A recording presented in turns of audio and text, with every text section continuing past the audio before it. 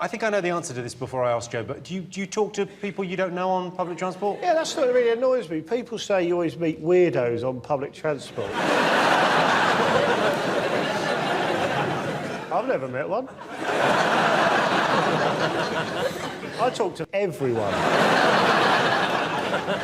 The other day, I was talking to this girl and it was going very well. We were chatting, it was lovely. We hadn't made eye contact yet, but that will happen. Then I downed a jar of Lloyd Grossman's Boona curry sauce. And she got all weird. I'm like, oh, fuck off, lovely.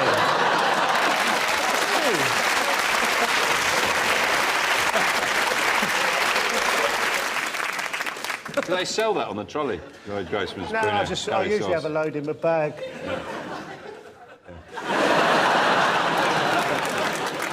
What's in that bag? I always make a packed lunch if I'm on this show. It's just bottle of taboo and 17 Scotch eggs.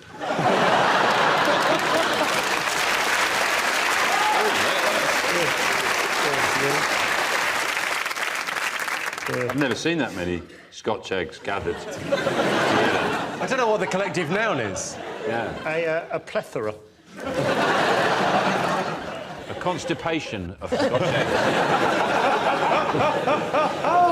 Do you know why I only take 17, though? Because that's all you can fit in.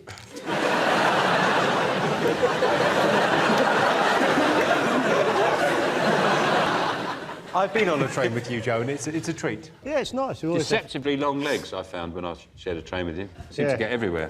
Can I ask quickly where you guys are all going on the train? What is this, 8 out of 10 cats holiday, is it?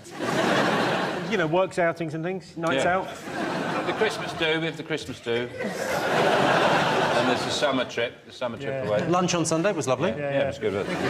Scrabble Tuesdays. Yeah. And, of course, curry night. Oh, that's tonight. Yeah. Oh, shit. Most people would rather wear something practical than look cool. True or false? What do you think? Well, it's all about looking cool for me. Like, under this, I'm wearing quite expensive lingerie. It's impractical, but I feel great. Gives you the support you need. No, it doesn't. It's the opposite. It's right up my arse. But I think it is age-dependent. People, you know, maybe... Got to be careful here. 40? I'm 40, yeah. Downwards. Go for, you know, look cool. Have you seen the two guys you're sitting with?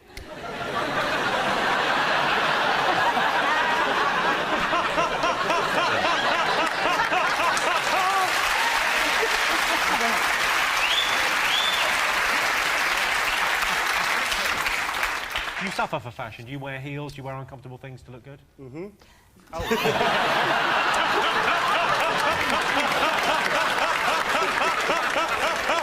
Steve, what's the worst tattoo you've ever seen? There was this larger man with, like, a big beer belly, and he came in and he whipped his top up and he had a woman with her legs spread and his belly button was her nunny. But because he'd gained so much weight, it looked like she was giving birth out of million. Joe, have you got a tattoo? Yep. I've got quite a few nipples tattooed down my front, so when I'm nude, I look like a suckling pig.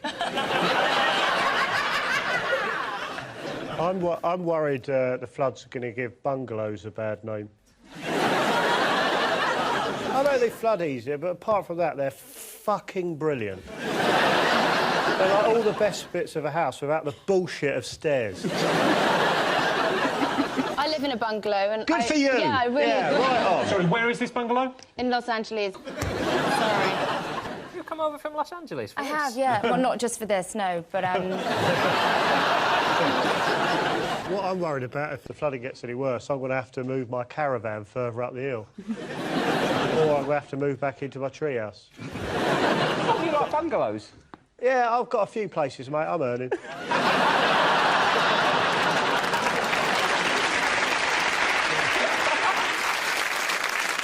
Joe, what would you do to pamper yourself? Well, I do pamper myself. What I actually do is I have, if I really want to pamper myself, I have one of my verrucas frozen off. I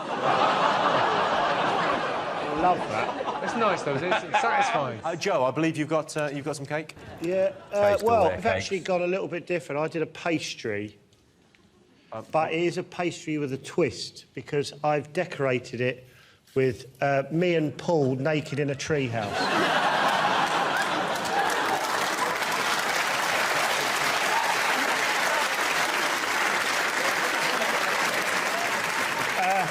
If you notice, Paul, I've given you quite a large plonker. So I'm hoping that will swing it for me. And sorry, what did you bake? Oh, it's a pasty that I decorated with us on holiday. I assumed you had grey pubes. Who do you think the winner of Cat's Bake Off is? It's got to be Joe. You're going Joe? Yeah. I think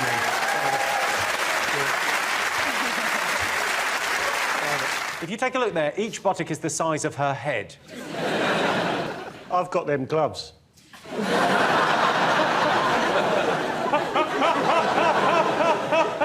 It seems like a lot of waste, 2/3 of everything you eat, but I thought about it, it's true, because I've got an example of, like, if I'm eating a packet of 3 Scotch eggs, I'll eat one and throw the other 2 at cyclists.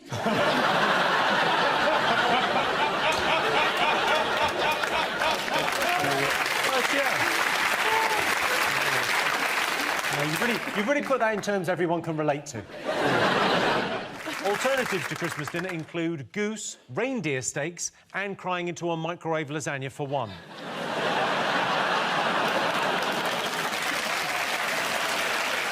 OK. Ashling's team, what do you think? What else do people love about Christmas? What do you think, half of the vamps? Presents. Yeah. Presents, yes. Oh, bloody Giving and kids. receiving. It's all they're interested in, isn't it? What do you boys want for Christmas? I bought myself something this year. What did you buy yourself? I passed my driving test about 3 months ago. Oh, really? Yeah. And everyone was like, oh, what are you going to get? You're in a band, you're going to get a nice Merc. I got a C at Ibiza. One previous owner as well. One previous owner. That's a man with his feet on the ground. Wow. How are you? It makes us feel bad because neither myself nor Roisin know how to drive. How long did it take you to learn? No, it took me a good 4 years. 4 years? Yeah. How old are you? How old are you? 21. Bollocks. Sorry. You're not allowed to. Your provisional's 17, isn't it? Yeah. 17 plus 4 is... Roisin Connerty, everyone.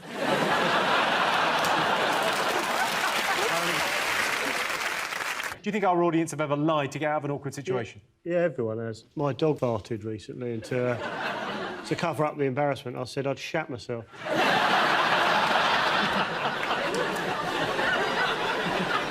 Right, fingers on buzzers, one more thing to get. All I've got in my head is Strictly. I know that there's been a big hoo-ha. A lot of people watch it. It's been doing very well in the ratings, but people are disappointed that Judy Murray keeps getting through.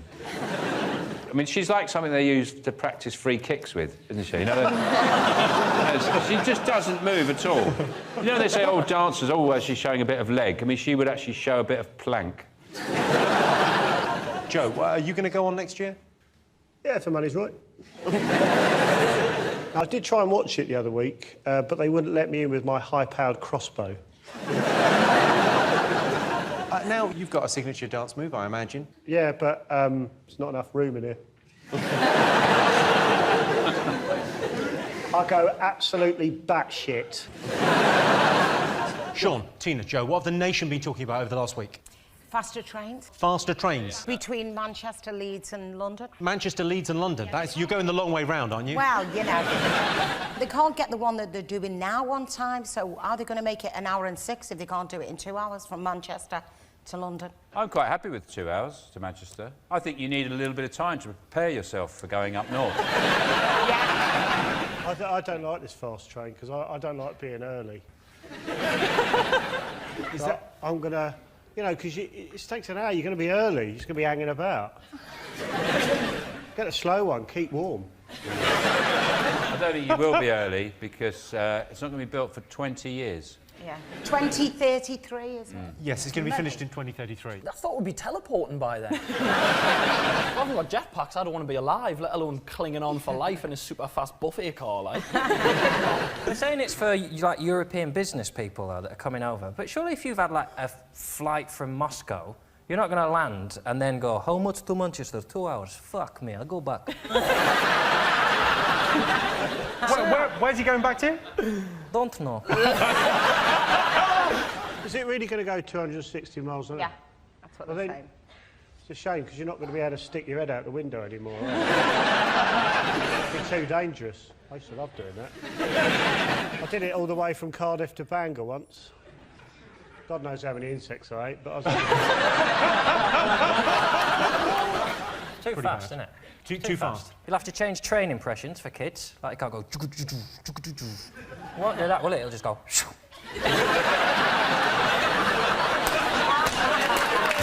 That won't be as good. It wasn't that long ago that they binned Concorde, which was really quick getting to the States because it cost too much money.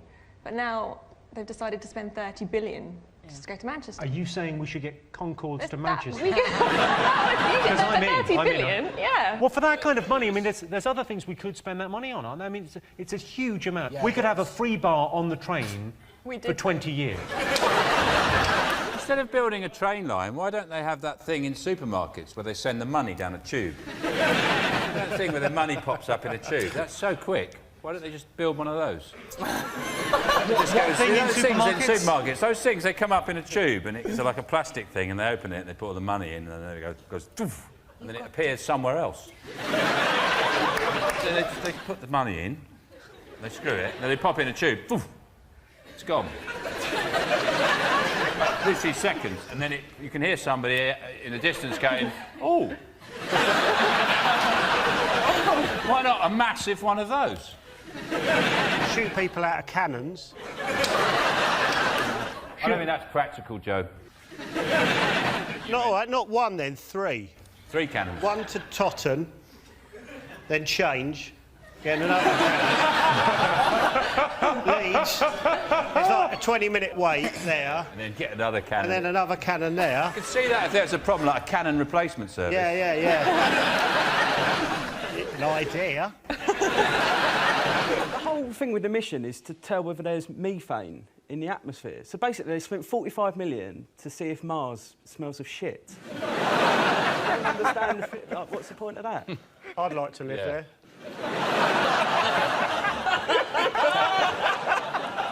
Joe, over to you. I'd like to be the first person to live there. It'd be brilliant, because you'd probably get a house with quite a big garden. Big enough for a trampoline. I don't think you need a trampoline there. I think it's bouncy. Well, that's why I want one, mate. Go well, I'd run a small business. I'd start a pub. And I'd call it the Mars Bar. It's a proper joke. One proper joke. Best way to let someone know you fancy them? Make them a mixtape. I love a mixtape. Yeah. What would you put on? What's your go-to track? True Colours. Oh, Cyndi Lauper. Go on. Aerosmith, Don't Want to Miss a Thing. Oh my God, I would so fuck you. Jamie, the question's not how would you tell someone you fancy him in 1998. Can't you just make a playlist or something and just send it to him, like? It's a bit more romantic, isn't it? A bit more romantic. You're making an effort. Well, let's go to the king of romance, Joe. What would you do? Well, one of the things I usually do is I perform all of Kylie Minogue's dance moves from the past 25 years in a loincloth, or stand at the end of the bed while they're asleep. I mean, you joke, but that is essentially the milk tray adverts, which they brought back. It's like a man in a cloak with a hat on creeps up in the middle of the night, up your drain pipe, gets in through the window when you're in the bathroom on your own, brushing your teeth or something. Then he goes over to your bed, leaves a box of chocolates, and do you call the police? No, you don't. Because women love sweets! Oh, we're so No, they do call the police.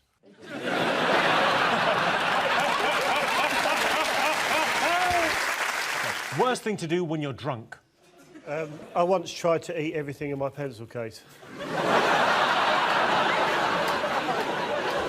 Joe, what's the best way you've got back at someone? Oh, the only thing I've ever done is bloke scratched my new pencil case, so I drove my van into the front of his house.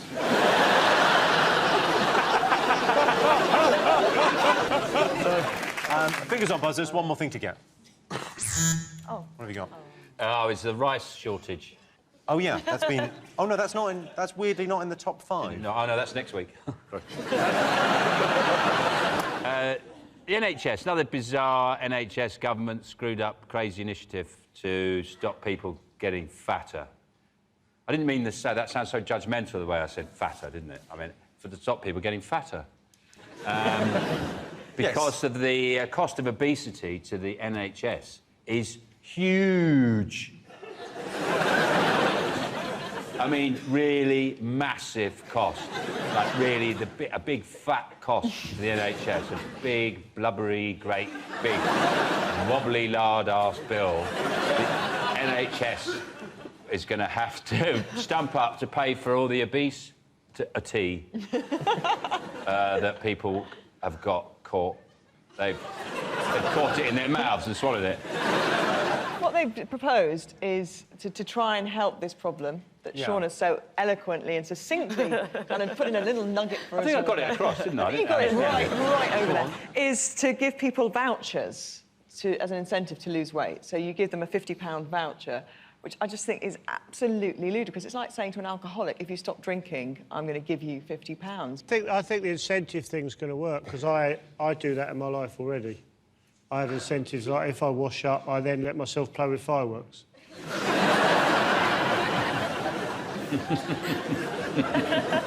If you were going to stop the obesity crisis, what would you do? What's your plan, John? The problem is people don't care that they're going to die until they're dying.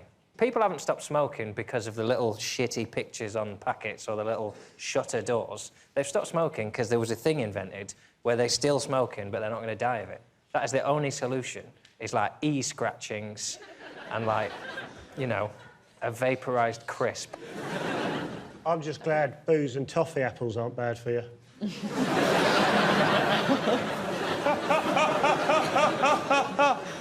You are a warning to others, Joe.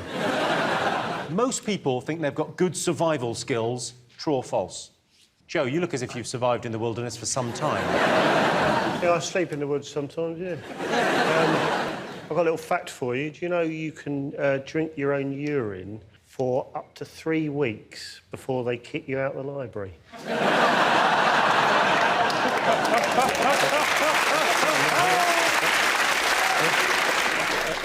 Occasionally, I like to put an unexpected item in the bagging area just to hear a woman's voice.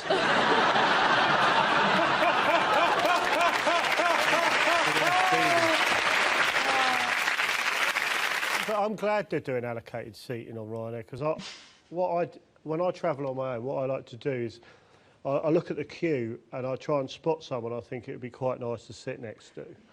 And then I follow them down the queue, and as they're checking in, I jump in and go, I'd like to sit next to him, please. And then we chat for the whole flight. It's brilliant. A lot of people say you meet weirdos on planes, but I've never met one.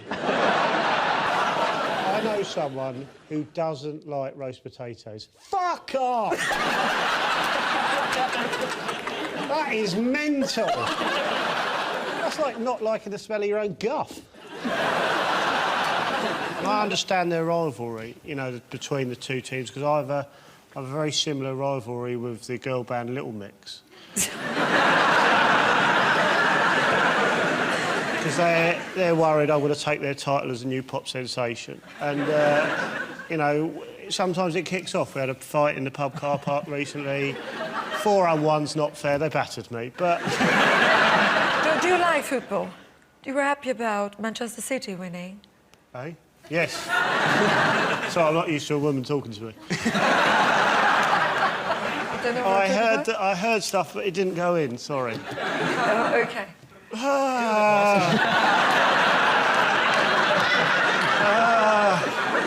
hot in here. Joe, are you a hell of a cook? Yep. I only cook. Well, I only really cook chicken, Kiev, chips and peas. That's all you need. Yeah, every night have that. Pretty much all year, except for obviously not on Christmas Day. I have turkey Kiev, chips and peas. Do you like mini chicken Kievs? Do you like Mini ones, yeah. Juggle with them. Hot, hot, hot. That's how I learned to juggle. I was a bit gutted it came out this week, if I'm honest, because I released my autobiography this week as well. Is it out this week? Yeah, it's called Sex Panther.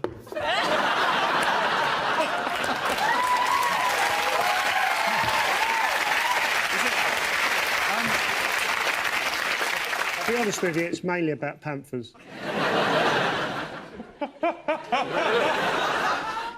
Yeah, it's mainly Some great pictures in there. Yeah.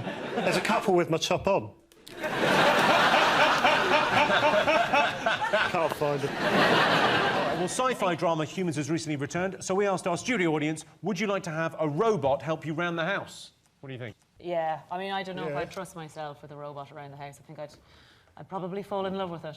I have a lot of trouble just with Henry the Hoover. Yeah. I mean, he's sitting there looking at me. Be good to have them, wouldn't it? Be good. But would you like a robot around the house, Yeah, Joe? I'd love. There's loads of stuff they could do. I'd get it to put the back door back on the hinges. You do. That's not a better not be a euphemism, yeah. I don't think I'd want a robot. Really? Yeah, it's just another thing to charge up, isn't it? I read today that they said in 2018 robots for the house will be available with warm genitals. That's not something you want to buy second-hand, is it? What would you rather have? Would you rather have a robot or a dog that could talk to you? A dog that can talk to you. Dog. Jamie, of course. I know, it's just a question. It was Jamie, it wasn't just a question. Would you want to... I want the dog. Get me the dog. Dog, yeah, get us a dog. Get you the Jamie, dog. you've loads of money. Get us a dog that can talk. What about a dog that can only say arseholes? So it just goes around going... But, like, it's crystal clear. Arseholes. I feel like it would probably look a bit like you, Joe. Like, it would sort of, like, the dog would sort of look a bit like this. Like, look how cute that would be. And just says arseholes. Do it again. Arseholes. Is it true, Tess, that they've told men to cover up? Have they done that? Oh, Ben last week. Oh, was it? Ben, when he was doing the samba. Well, no, because the rumours were he's going to have a bare chest. And I'm sure further down the line, ladies and gents, he will have a bare chest. Oh, my God, you heard it here first. It is frustrating, though, not that they can't take their tops off, isn't it? Quite frustrating. I just think it's a shame. Like, I find it frustrating. Like, I'm not allowed to go bottomless on this show. They make me wear my trousers and pants even though I'm behind a desk. What's the point? It's health and safety. We've been through this. I occasionally still sleep in my mum and dad's bed. They don't want me to, but I have a key to their house. Occasionally wearing your pants twice when you're a kid. You can do that as a kid, can't you? And an adult. Joe, are you a good cook? Yeah, I'm good at cooking and sport. I just don't bang on about it.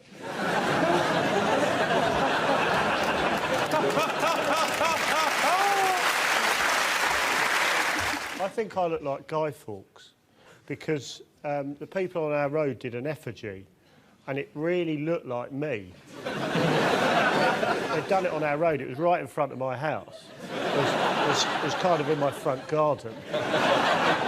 They'd even used, like, a photocopy of my face. And they were, like, chanting, "Weirdo out, weirdo out, weirdo out," which must be like a traditional chant or something.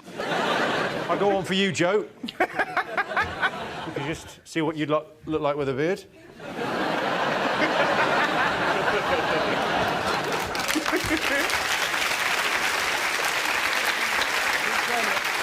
OK, let's get some answers on this. So, do you think facial hair is attractive? No, obviously not, no. Oi! Sorry, yes, I mean, yes. What was I thinking? I wasn't thinking. I've nearly kissed two girls. Joe, you always look... Fabulous. Borderline homeless? Borderline!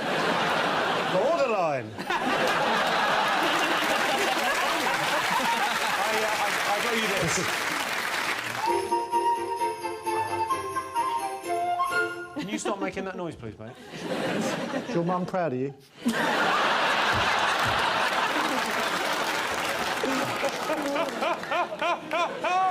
Nothing's worth that, mate.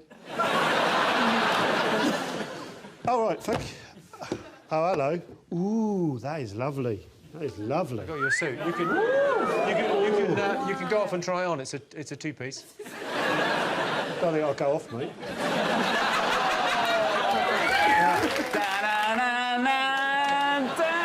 Oh, Jesus.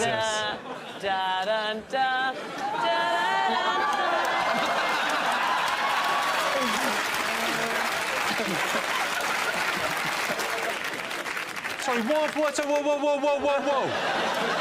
What have you got on? Pants. Here we go. Just don't make sure it fits. Don't look like a prick. It's, I mean, lovely. It's a price. I mean, it's. I'll leave the flies undone if that's all right with everyone. That's how I chat people up when they go, "Your flies are undone." I go, "Now I've got you talking."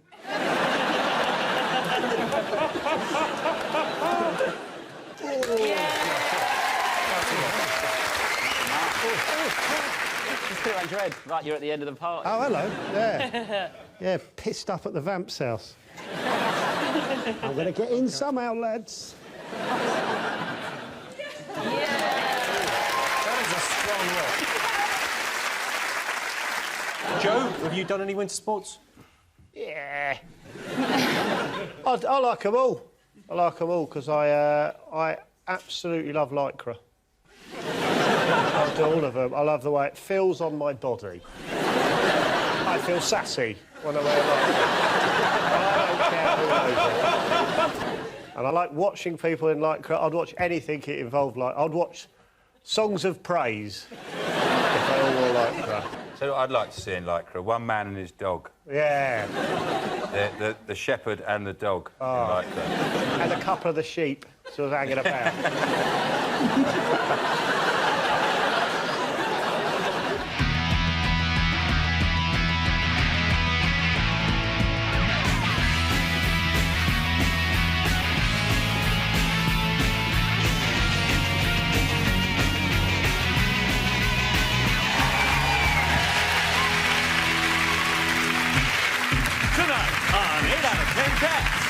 Making us splash, it's Numalo. Not just a funny face, it's Joe Wilkinson. And their team captain, Sean Locke. And facing them tonight, Blimey O'Reilly. It's Rachel Riley. Stand-up guy, it's Chris Ramsey. And their team captain, John Richardson. Now, I'm your host, Jimmy Carr.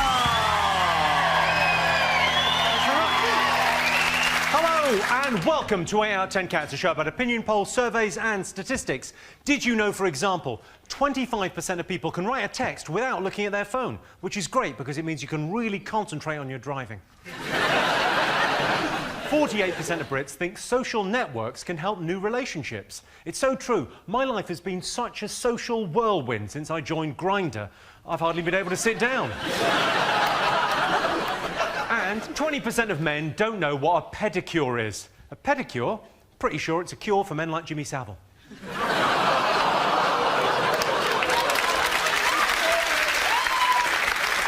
Right, let's get started.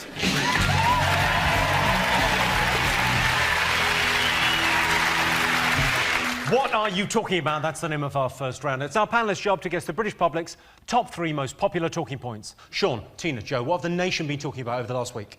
Faster trains. Faster trains. Between Manchester, Leeds and London. Manchester, Leeds and London. That's, you're going the long way round, aren't you? Well, you know, they can't get the one that they're doing now on time, so are they going to make it 1 hour and 6 if they can't do it in 2 hours from Manchester to London? I'm quite happy with 2 hours to Manchester. I think you need a little bit of time to prepare yourself for going up north. I don't like this fast train because I don't like being early. I'm going to... You know, because it takes an hour, you're going to be early, you're just going to be hanging about. Get a slow one, keep warm. I don't think you will be early because it's not going to be built for 20 years. Yeah. 2033, isn't it? Yes, it's going to be finished in 2033. I thought we'd be teleporting by then. If I haven't got jetpacks, I don't want to be alive, let alone clinging on for life in a super fast buffet car, like. They're saying it's for like European business people though, that are coming over. But surely if you've had like a flight from Moscow, you're not going to land and then go, how much to Manchester? 2 hours. Fuck me, I'll go back. Where's he going back to? Don't know. Is it really going to go 260 miles an hour? Yeah, that's what they're saying. It's a shame, because you're not going to be able to stick your head out the window anymore, are you? It'd be too dangerous. I used to love doing that. I did it all the way from Cardiff to Bangor once. God knows how many insects I ate, but I was... Too fast, isn't it? Too fast. You'll have to change train impressions for kids. Like, it can't go... Won't do that, will it? It'll just go...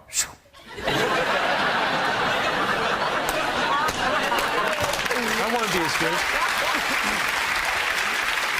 It wasn't that long ago that they binned Concorde, which was really quick getting to the States because it cost too much money. But now they've decided to spend 30 billion just to go to Manchester. Are you saying we should get Concords to Manchester? We could, Because I'm in. 30 billion, yeah. Well, for that kind of money, I mean, there's other things we could spend that money on, aren't there? I mean, it's a huge amount. Yeah, we could have a free bar on the train for 20 years. Instead of building a train line, why don't they have that thing in supermarkets where they send the money down a tube? That thing where the money pops up in a tube. That's so quick. Why don't they just build one of those? Those supermarkets, those things, they come up in a tube and it's like a plastic thing and they open it and they put all the money in and then it goes doof, and then it appears somewhere else. So they put the money in, they screw it, and then they pop in a tube, doof, it's gone. Literally seconds, and then you can hear somebody in the distance going, oh. Why not a massive one of those? Shoot people out of cannons. I don't think that's practical, Joe. Not all right, not one then, 3. 3 cannons. One to Totten, then change, get another cannon. Leeds, it's like a 20-minute wait there. And then get another cannon. And then another cannon there. I could see that if there's a problem, like a cannon replacement service. Yeah. An idea. OK, let's see if the new high-speed rail line is one of the most talked about things this week. Yes, the most talked about thing. The government have unveiled plans for a new high-speed rail line. It said it will cost £32.7 billion, or £35 billion if you get a return. John, Rachel, Chris, what else will the nation be talking about this week? Super Mario's off. Super Mario's off. Stinks. So this is Mario Balotelli, and he's... Go on, tell me the story. He's off. He was a troublemaker at City. He had a bit of a ruck with Mancini a little while ago, and he's off to AC Milan. I don't think he's that bad, really. I think the rest of the footballers are weird. I don't think he's the weirdo. If you're a 22-year-old millionaire, why aren't they all acting like him? Let's be honest, he's the normal one. The rest of them going, oh, yeah, it was good, yeah, bought a new pencil case today, I'm excited. That's what I'd be doing. I'd be going mental. I'd have a cape. I'd wear a cape constantly. Everything. I'd go crazy. You can afford a cape. Yeah, but I can't put one on. Why do you think that capes are incredibly expensive? I mean, you're on telly quite a lot, Chris. You can get a cape. I'll buy you a cape. That's why I came. He does some strange things. Mario's mum once sent him to John Lewis to pick up an ironing board. He came back with a scale electric, a quad bike and a trampoline. He's like Tom Hanks in Big. He's amazing. This is great. Days after signing to City, Balotelli crashed his car on the way to training, and when the police asked him why he had £5,000 in cash on him, he replied, because I am rich.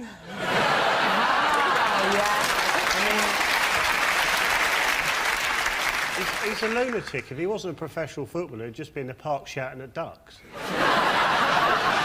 It'd be nice for you to have some company.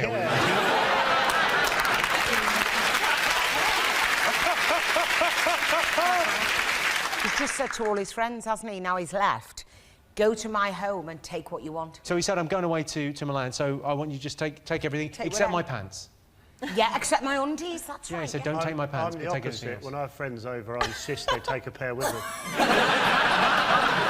So Balotelli's girlfriend has said that she'll come and visit him in Milan because she said that Manchester was too remote. She'll change her mind when that new train track's built, Jimmy. They're all the supermodels are crawling back when they can get to Towton in the Midlands. Coming back with their knickers round their ankles. Isn't that a phrase, though? You'll be back with your knickers round... Is that tail in between your legs? That is definitely not a phrase. Is it not tail between your legs? I think it's in... John, I think it sounds better in the original Latin. Quest testos retonos per an inscription above a church. You'll be back with your knickers round your ankles. Oh, man.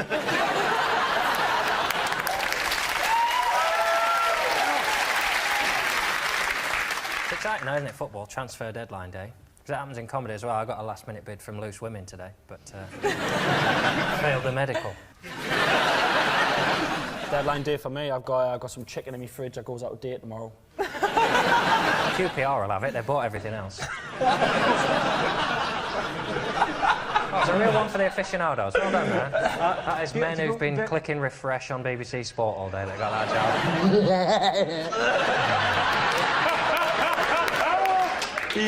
There's another big transfer story. Beckham. He's not going to Arsenal. Let's list the clubs he's not going to. He's not going to Preston. Is he not going to Preston? I know where he's going. Well, would you know where's he going? He's going to Paris. Yes. The incredible thing about this, so David Beckham has signed for Paris Saint-Germain, and he's donating his entire £150,000 a week salary to a children's charity. Wanker.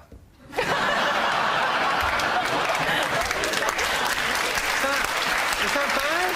Yeah. He wants to be Sir David Beckham. Is That's that what bad? It's about. It's a children's charity. In my book, that's evil. It's wrong. It should be stopped now. Stop him with his evil, conniving, giving money, all his wages to charity schemes. What the fuck's he playing? Don't pretend that there's not a bigger agenda here. Say that something. He was obviously pissed when he said it. Beckham apparently is going to move into this mansion, and it's got a panic room, otherwise known as the library.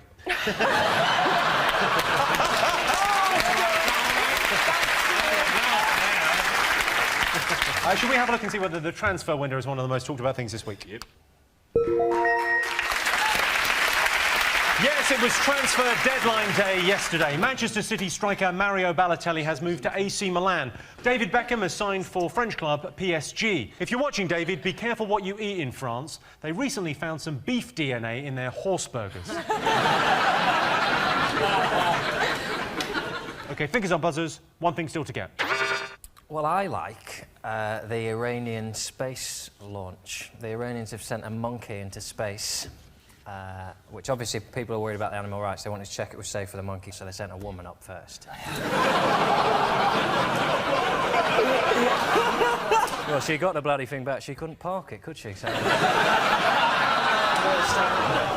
These are jokes at the expense of the Iranian policy on women, not my views, which happen to be the same. The Iranians have sent a monkey into space. Do you want to have a look at the rocket?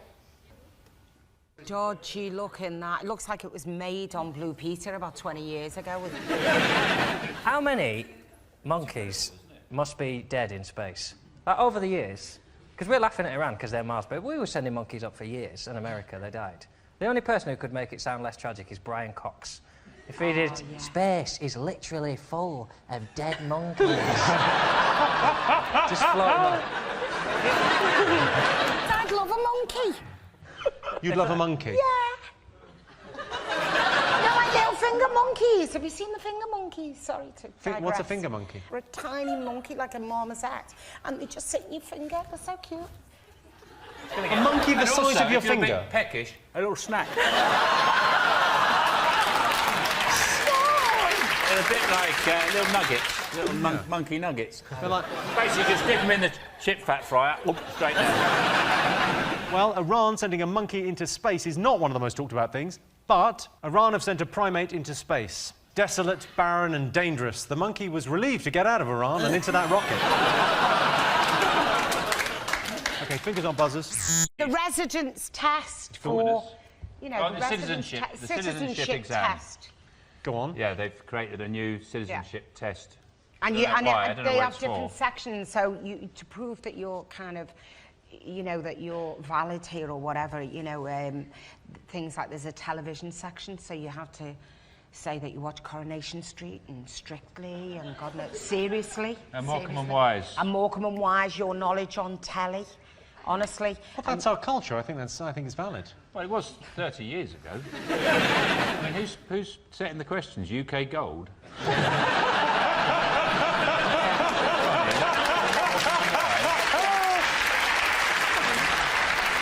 OK, so I've got some questions here from the test. Which landmark is a prehistoric monument which still stands in the English county of Wiltshire? Anne Widdecombe. Near enough, Stonehenge. Who is the patron saint of Scotland? Aye. Who is the patron saint of Scotland? Good old who? Aye. Who? Well, they've got questions specifically for people coming from Eastern Europe. Why is this tap dripping?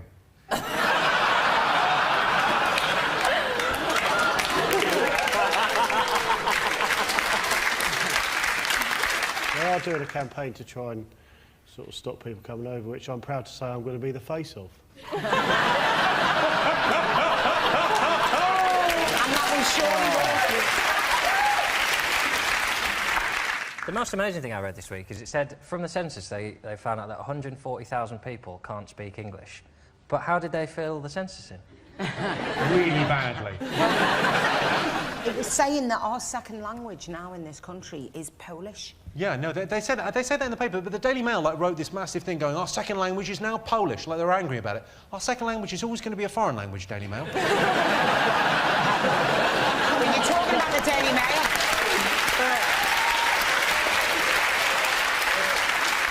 They said that in London there was like 100 languages listed as main languages that weren't English. And none of them contained please, thank you, excuse me. Because it's friendly up north. I hate it when Northerners moan about London. They're always going, oh, it's not very My friendly daughter down here on the lives tube. here. It's not And very loves friendly it. on the tube. You think, it's Oh, a come tube on. train, you're going somewhere. It's not a bleeding carnival. Come on.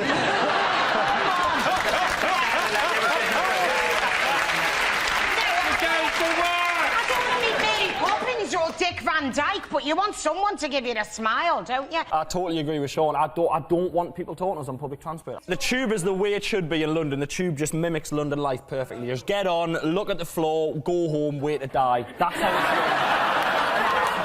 it's I love the fact that someone could burst into flames on the tube and all you'd get is a couple of people looking up from a Kindle going, prick.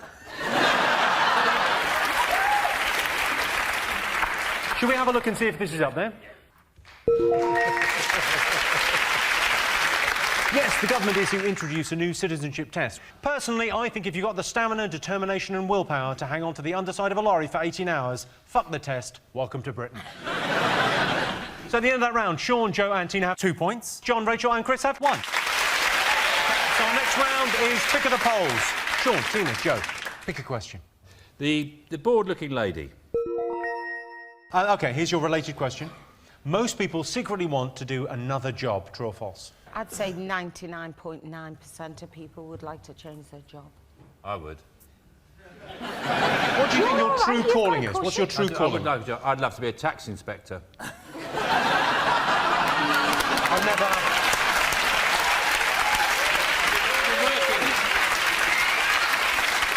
I've been working on my knock.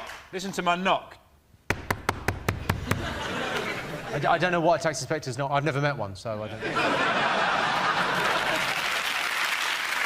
You ever see T-shirts? You know the jobs you see on T-shirts, like beer taster general. I'd like to be that, or boob inspector. Leader of the Pussy Patrol. Those jobs. Can you actually get those jobs? I ain't giving that job up. You'll have to wrestle me for it. It took me years to get to be leader of the Pussy Patrol. And if you've got a missing cat, you can contact me.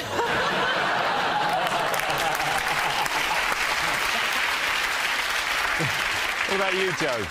Bet you'd like a different job, wouldn't you? Toss up between a dinner lady or a falconer.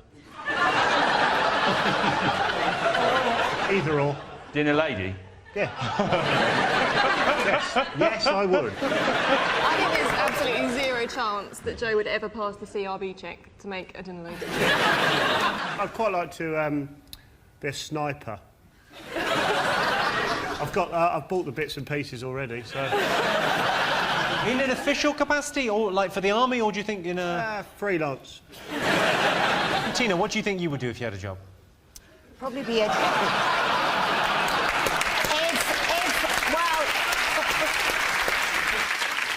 I'd like to be a diving instructor.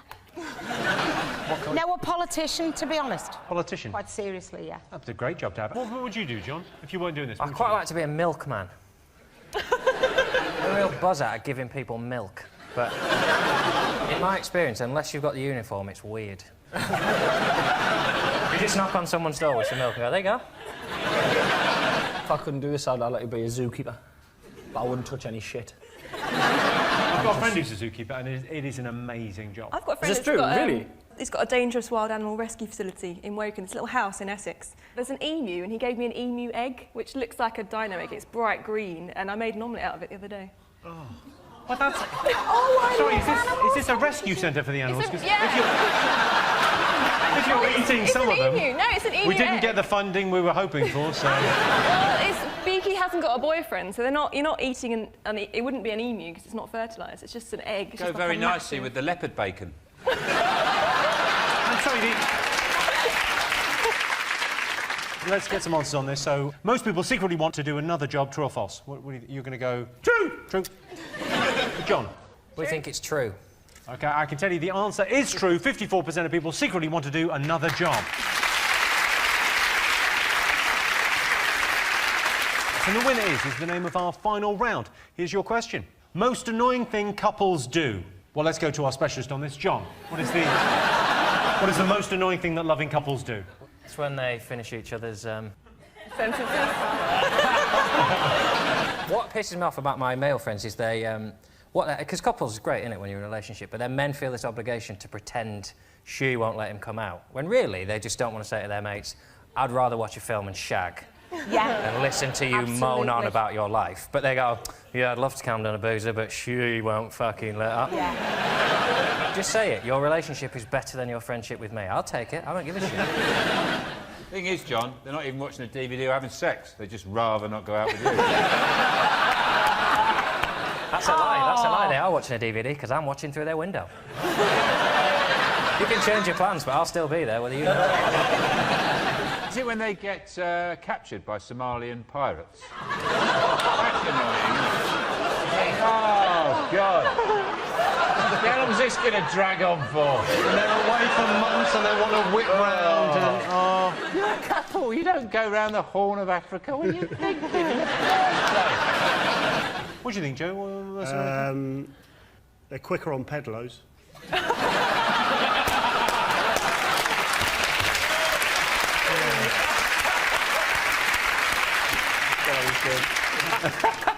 What do you think, Tina? Most annoying thing couples do? Lie to each other. It's not annoying, is it? It's essential. So you're newly married, right? You've been married less than a year. Yep. Do you ever get the sense you're annoying other people? When you go out to dinner in a restaurant, do you talk to each other? Yeah. That When we annoys go me. out as a couple, though, he can't get a word in edgeways. He's quite quiet. I'm like that with my husband. Oh. He can't get a word in. He's in the hotel at the moment, hungover. He's in the hotel hungover? Yeah, it was my birthday yesterday. Right. And he drank through that, did he?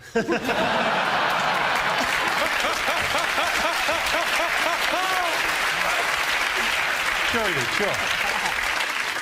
What really annoys me about couples is when they don't refuse to put an offer in on any of the villas in Place in the Sun. And Tom and Tina have decided not to make an offer on any of the properties we've seen today. I just watched you look at 5 properties. What was wrong with that kitchen? You can paint it, you stupid bastard. You're wasting everyone's time. What do you think, Chris? What's the most annoying thing couples do? Ask you to join in.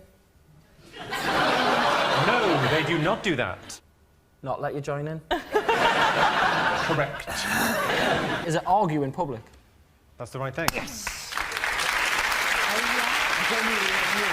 Yes, the most annoying thing that couples do is argue in front of other people. My dad had an amazing technique to avoid arguments in our house. He left when I was 2.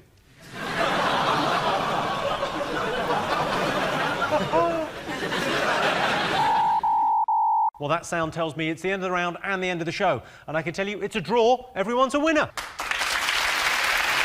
Thanks to all our panellists, our wonderful studio audience, and to all of you for watching at home. If you want more, tune in to 8 Out of 10 Cats on Carr on Wednesday. That's it from us. Good night.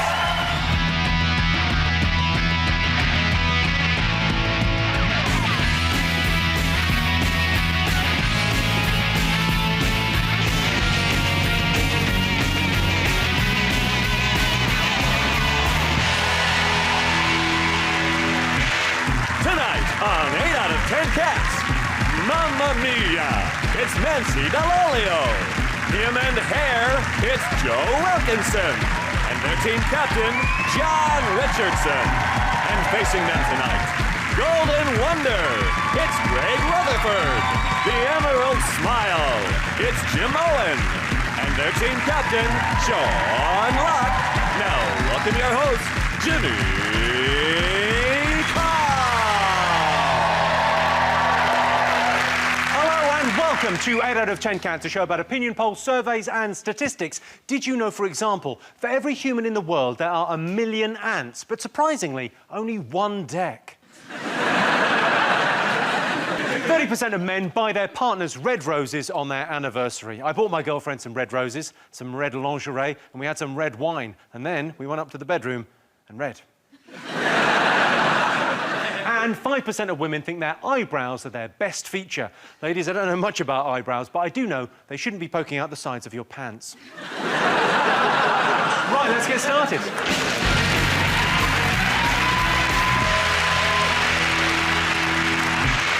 What are you talking about? That's the name of our first round. Tonight, it's our panellists' job to guess what the British public think of the top 3 sporting moments of the last year. John's team. Well, I guess we have someone with us who was at probably the most famous sporting event and probably the most famous sporting day of last year. Did you get tickets?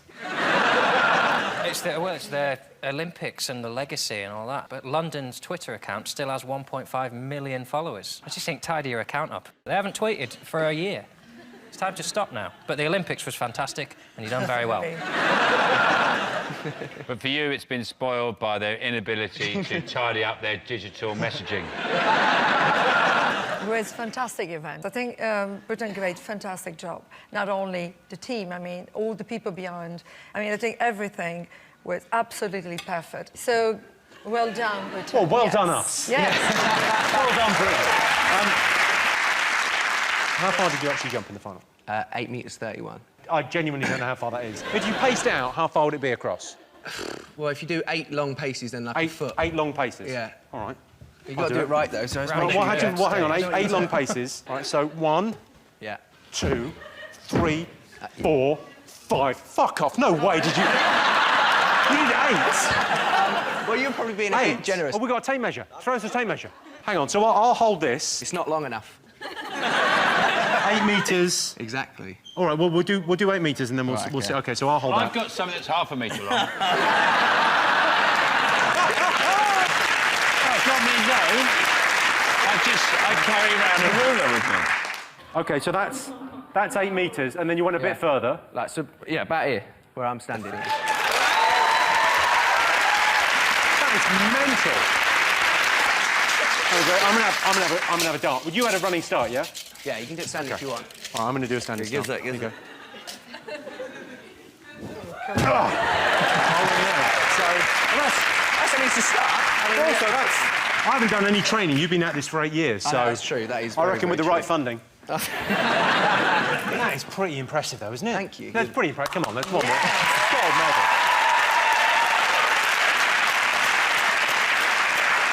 Was it amazing being part of Super Saturday? Yes, it was pretty special. I mean, it goes down as Mo, Jess, and that random ginger guy who turned up as well on the day. But your life will be different after tonight. Oh, really? Yes. I don't know what Nancy's got planned for you. Sounds like the ginger kid's getting laid.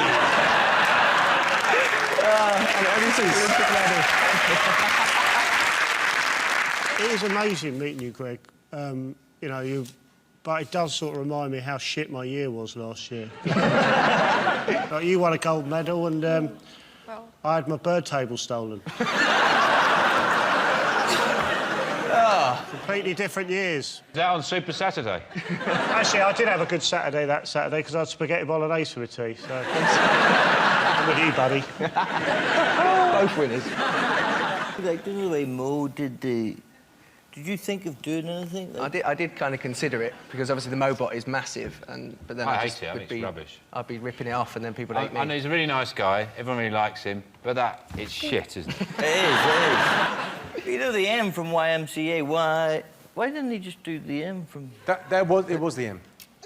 But that's not the M. Yeah, that is the M from YMCA. That is... What did you thought the M was that? Yeah, but he's from down under, isn't he? Yeah. OK, let's have a look and see if the Olympics are up there. Of course, the number one thing, the Olympics. Jess Ennis was at the peak of physical fitness in the heptathlon. Watching her, I couldn't help feeling ashamed of myself because I could see what I was doing reflected in the telly. Sean's team, what do you think the nation enjoyed over the last year in the sporting world? Well, I would say Andy Murray would be one, wouldn't it? Winning the US Open, the first title he's won, and he won an Olympic medal, didn't he? He's bloody good. Are you a big fan of Andy Murray? Yeah, I think he's done a good job for tennis and everything else. Relatively nice guy, so... Relatively nice guy, wow. All right, get a room, Jesus. He's a relatively nice guy, done a good job for tennis. Well, his problem is he had to eradicate his personality, because when he started, like, you can see on court, he's clearly got a lot of passion and things, but when he started, he would mess about in interviews and do jokes, and he's got loads of abuse for it. So now he just deliberately tries to be as tedious as he can. His interviews now, after, like, the most incredible tennis game, go, yeah, it was quite awkward because I hit the ball, but he moved when I'd hit it. So I had to hit the ball to the other side, but he moved again, so I kept... Then I tried to go down the middle, but he was there as... It was absolutely... He lost 2 toenails, but they didn't say which 2 it was, because it's only your big toe and your little toe that have names. This is 100% true. Andy Murray, during the final with the US Open, he lost 2 toenails, turned black and fell off during the game. But, sorry, so we don't know which 2 because they've... Because there's only your big toe and your little toe have names. And big toe's the only toe that actually does anything. All the rest of the toes are just hanging around with him. Like, if you move your toes up and down. OK, all right, yeah, I'm doing it. I know everybody's doing it. I'm doing my big toe now. But the big toe's the only one that actually goes up and down. All the rest of them are just going, what's going on? My little toe's in a real bad way. It's rolled right over. But you don't get this on the commentary, do you? You never get a commentator going, and I imagine Andy Murray's toes are going black. Do you play tennis at all, Joe?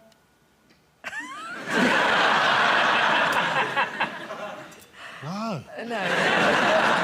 I'm a bit annoyed, though, because my application to be a ball boy got turned down again. I don't know why I bother. That wasn't by Wimbledon authorities, it was actually by the local police. You could just pick the balls up and just press them against your beard. Carry them in your beard. That'd look a lot better.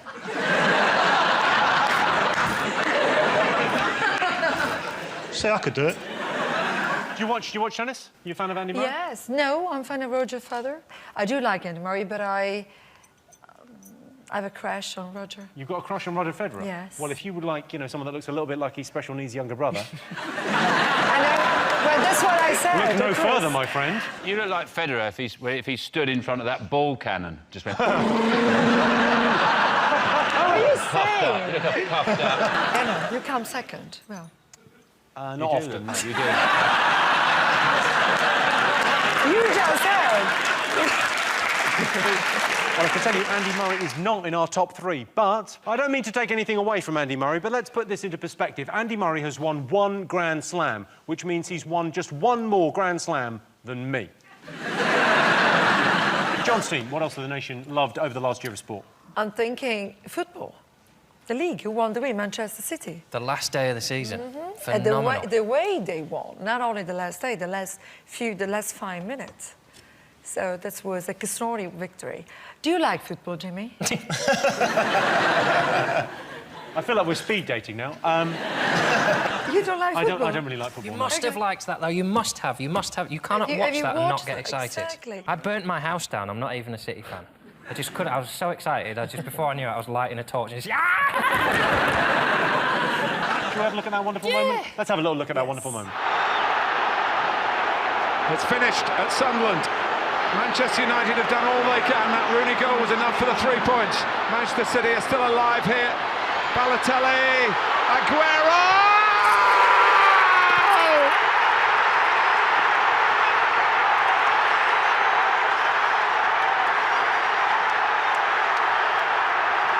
I swear you'll never see anything like this ever again. So watch it, drink it in. They've just heard the news at the Stadium of Light. 2 goals in added time for Manchester City.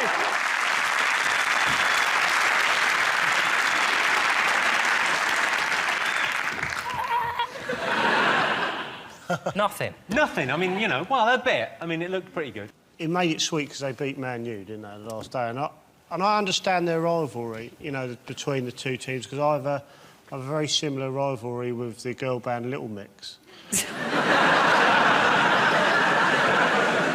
Because they're worried I'm going to take their title as a new pop sensation. And, you know, sometimes it kicks off. We had a fight in the pub car park recently. 4-on-1's not fair. They battered me, but... Do you like football? You were happy about Manchester City winning? Eh? Yes. So I'm not used to a woman talking to me. I heard stuff, but it didn't go in. Sorry. OK. It's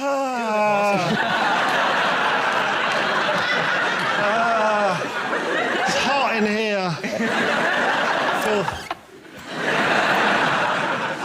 Well, I can tell you, Man City's title win is not up there, but Manchester City won their first Premier League title in 44 years. Well, that's not strictly true. For 43 years straight, they won shittest club in Manchester. Sean's team. Is it the Bradley Wiggins? Oh. Bradley Wiggins from Yorkshire. He won the Tour de France. Like that. Yeah, He does. He lives in Yorkshire, and he sounds like a real Yorkshire name, doesn't it? Bradley Wiggins. My favourite Yorkshire expression is tin, tin, tin, which means it isn't in the tin. Tin, tin, tin. Tin, tin, tin. No. Tin, tin, tin. It's not really a saying, something you might use as a proverb, isn't it? Like, you know, oh, grandma's fell downstairs again. Ah, well, tin, tin, tin. I like the way you've added a dance. This has got even better. Tin, tin, tin. If you had Tintin DVDs and they were in the tin, then you could say, where have you put DVDs? In tin, tin, tin.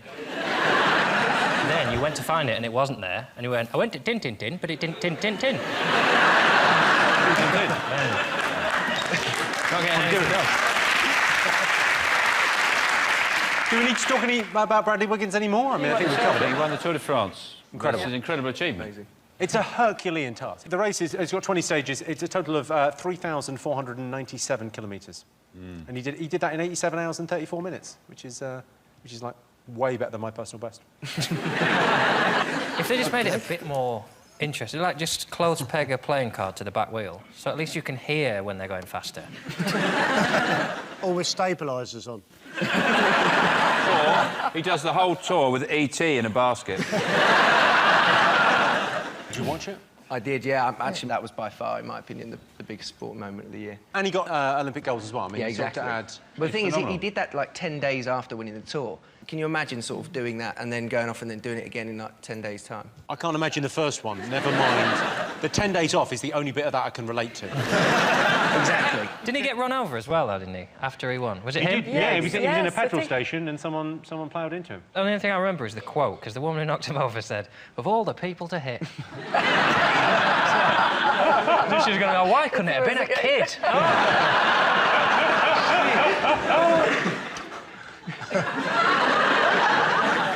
Nancy, what did you make of Bradley Wiggins? Are you aware of Bradley Wiggins' work? Absolutely. I mean, it is one of the greatest, one another greatest moment for Britain sport. Do you think he deserved the Sports Personality of the Year? Absolutely, yes. I think he was the only one who only won the Tour de France and everything, and then he won the Olympics, so absolutely, yes. He looks quite very cool. I mean, that's the other thing. It's not only sports personality, it's the way he looks. It's quite cool. Do you like facial hair? Because I've probably got twice as much as him. Well, that's why I do like you. Eh?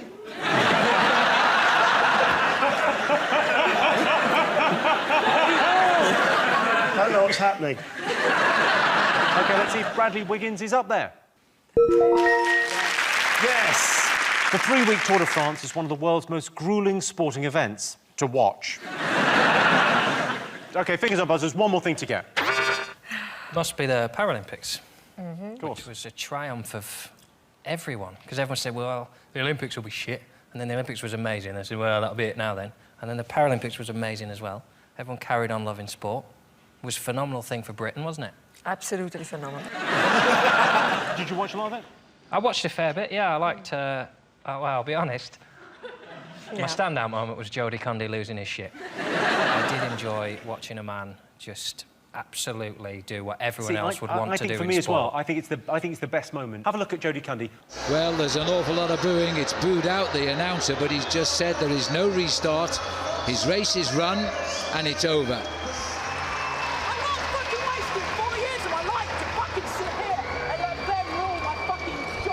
Alfonso Cabello of Spain with a world record wins the gold. John Allen Butterworth of Great Britain is second. Come on.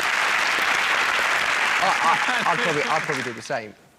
If that is honestly the biggest moment of your life and you have given up everything for it for a few years and then somebody tells you no. And it actually wasn't his fault. Something went wrong with what was gripping his back wheel and it didn't release him.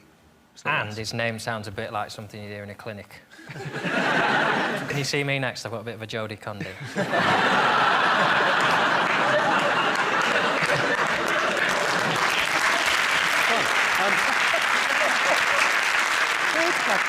I did like the people in the wheelchairs. The werewolf was... I mean, he was incredible. He's a monster with that thing. He got 4 golds, the T54 800, 1500 and 5000 and marathon. Sounds greedy. Battersea Dog's Home named a dog after him, didn't he? I had one named after me as well, actually. A dog? I did, yeah. I tried to get it for me because I wanted another dog, and then they gave it to somebody else. Wouldn't it confuse you to have a dog with the same name as you? I'd probably... If you were in the park shouting your own name, you'd look a bit of a dickhead. Do you know what I call my dog? Attack. I go, attack! Attack! What, attack? Attack!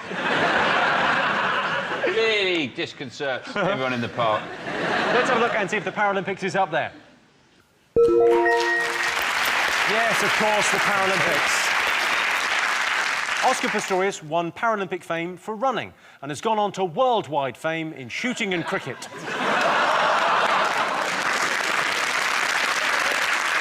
at the end of that round, it's 1 point to Sean and 2 points to John. And the winner is the name of our final round. Here is your question. Best way to relax after a hard day's work? 2 weeks off. Best way to relax after a hard day's work is 2 weeks off. What do you think? Oh, go on. I like to relax by recreating the scene from Ghost with a potter's wheel.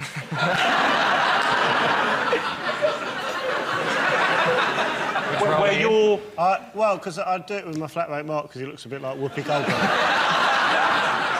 It's extraordinary. OK, so, Nancy, how do you relax of an evening after a hard day's work? Well, I will have a hot bath with a drink and then have a very deep tissue massage. Jesus. I think I prefer yours. Well, definitely, you prefer mine. Who's the masseuse? Who's... Well, I don't have to tell on TV, but I have a few. Oh, that kind of massage, I see. No. What sort of tissues do you use? Deep tissues. Deep tissues. Deep tissues. Deep tissues. Is your bath one of the ones that you get in the side and it fills up when you're in there? I had a bath the other day where I had, with the technology, I have my iPad on the toilet with the lid down. Obviously, I'm not an idiot. And you put a film on your iPad, and I had cheese and biscuits and a glass of wine, and it was one of the happiest moments of my life.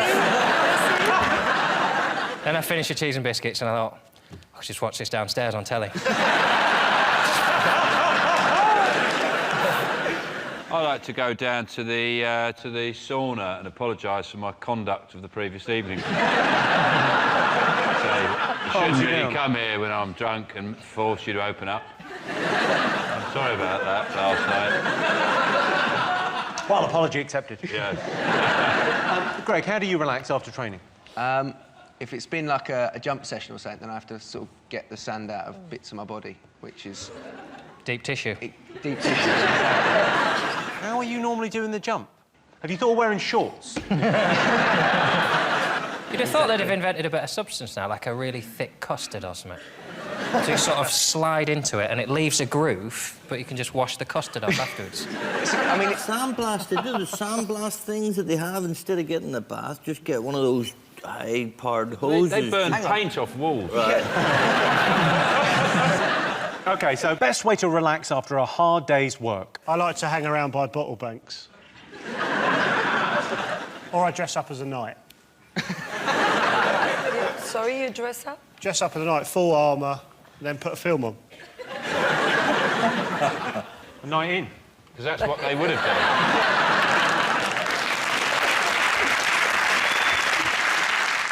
I do the 165 times tables. Just run me through the first 4 or 5 of those. Well, times 165 is 165. Yeah? 2 times 165 is 320. 3 times... Start again, Sean. Start again. 1 times. We'll start again. 1 times 165 is 165. 2 times 165 is 330. 3 times 165 is 495. Is it have a drink?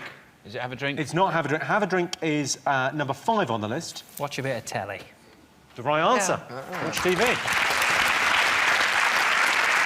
Yes, the best way to relax after a hard day at work is watch TV. I always like to sit in front of the telly and veg out, and by that I mean I don't wear any trousers.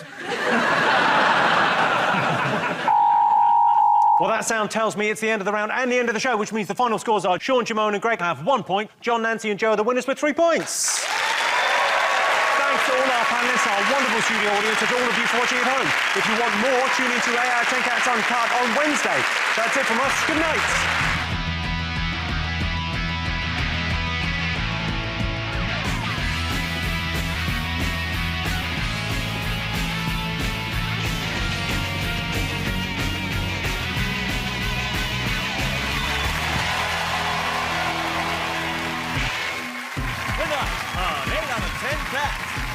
Your dancing shoes, it's Bess Daly. She's the bee's knees. It's Aisling D. And their team captain, John Richardson.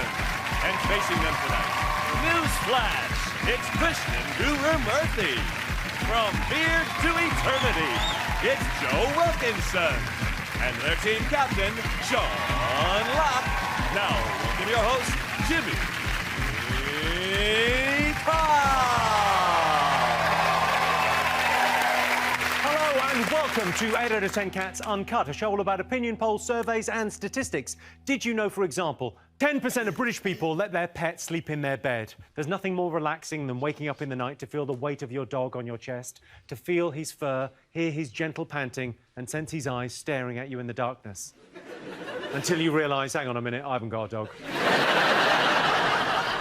54% of teenagers never go to the cinema. Really? Where do they make their phone calls? And 25% of Brits rate themselves 10 out of 10 in the bedroom. I'd give myself 9.9 because I fell over on the dismount. Right, let's get started.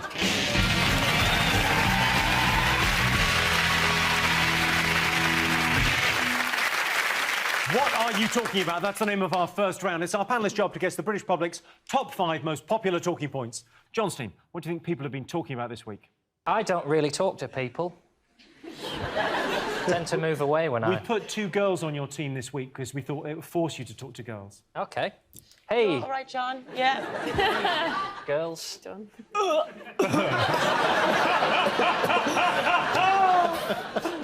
about Tesco saying that we're throwing away, is it 2/3 of our food that we buy? phenomenal. So much wasted food. Yeah, well, specifically, it's the bagged salad. They reckon 2/3 of it goes in the bin.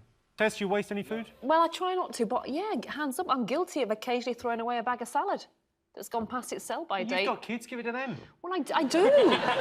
Whatever you and Vernon don't have, throw to them. I do. And if it's not them, it's the dog. But occasionally you do find yourself throwing stuff away, don't you? The thing is the labelling, isn't it? Because they say bag salad, mixed leaves, but actually that's not accurate, is it? It should be mixed leaves stroke compost. That's what it is. You're basically buying a bag of compost. Because sometimes, you know, it's gone off by the time you got it home. I go through red lights just to get the food home so I can eat it. Have a picnic in the car park. I think there's a smell test where we all believe the best before date, just give it a sniff. If you're not sick in your mouth, it's fine. Yeah. It seems like a lot of waste, 2/3 of everything you eat, but I thought about it, it's true, because I've got an example of, like, if I'm eating a packet of 3 Scotch eggs, I'll eat one and throw the other 2 at cyclists.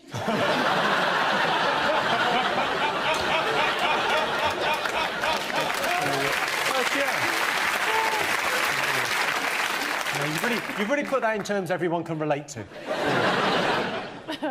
I waste so little. I went on holiday and took some Nurofen, because you can never be too prepared on a holiday, can you? No, John. And when I got back, I saw that one of the Nurofen had popped out of the little metal thing they're in, and I didn't want to waste it, so I ate it. Didn't even have a headache. Just thought, I'm not putting that in the bin. Then I had to get shit-faced just to get the benefit out of it. I hate food waste. I think it's the worst thing in the world. I'd eat things off the floor just to make sure there's no waste. I also hate mice. And one time, my flatmate, to catch a mice for me while I was asleep, left some peanut butter by the toaster with rat poison on it and a spoon. And I came downstairs the next morning, I was like, oh, waste not, want not, I had to go to hospital and get my stomach pumped.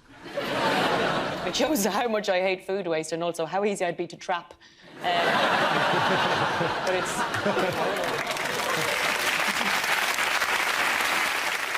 Krishnan, do you waste food? I do waste food. I'm really bad. I'm a bit obsessive about the dates. So I'm always the one who looks at the date and it says it runs out on the 23rd, so I can't eat it. Because if it's off, then I might want to be sick or something. So, Krishnan, you've been reading the news and all these stories about, you know, conspiracies too long. It's grand. Years ago, there was a flood in Honduras, and a woman was in a tree giving birth to a baby. A helicopter came along and pulled her out of the tree as she gave birth to the baby, and she was put into the helicopter with the umbilical cord still attached, and they both survived. Your bag salad isn't going to kill you.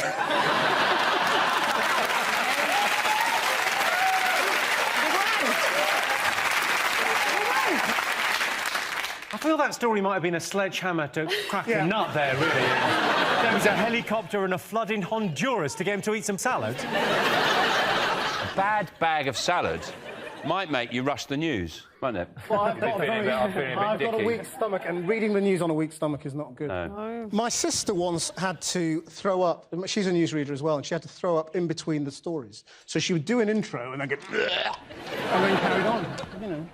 Was it a particularly gory story? There was nobody to relieve her. Madonna has a new video out where she tries to be sexy.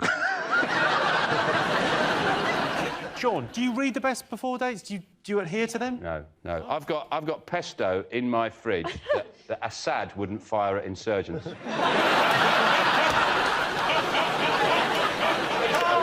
I don't give a monkey, so I'm fine.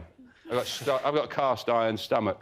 Yeah. The problem is, we have a generation growing up now who have never seen Ready, Steady, Cook. So they don't know how to make a meal out of a Mars bar, a red pepper and a stock cube. So they open the cupboards and everything's a meal anyway, and they just go, oh, I've got nothing in. Ainsley Harriott would have turned that into a gourmet feast and been delightful company in the meantime.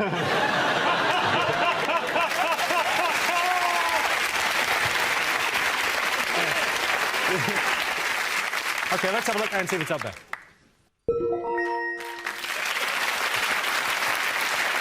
Yes, Tesco has revealed the extent of food wastage in the country. According to the survey, 53% of food in this country goes to waste. The rest goes to hips and bums. Right, girls? Sean, what else has the nation been talking about? Alex Ferguson has written a book. He's basically got a few things off his chest about various players. Did you think it was controversial? I always think people were sort of having a go at him, saying, oh, why is he washing his dirty laundry in public? But imagine managing footballers for that many years. We all know what monumental tossers they are. Imagine just having to manage 22, 25 of those for 26 years. I can't believe he just hasn't just shot himself one day. I can't believe you can get those guys on a bus. It must be like trying to herd cats. Yeah. We have to be there by 2. Honestly, there's a kick and a whistle. I thought what was interesting is the cover. His nose isn't red. It's the one photograph where his nose isn't red. You got a picture of him? Here's a picture. There he is. Yeah, look at his nose. It's brilliant. That's his home nose. That's what he wears to the United home games. Someone should have told him to hold it a bit higher. That looks like his penis is a tiny little Alex Ferguson. He called his My Autobiography, which isn't... It's quite a lazy title. The only way it could have been shitter if it was just called Book.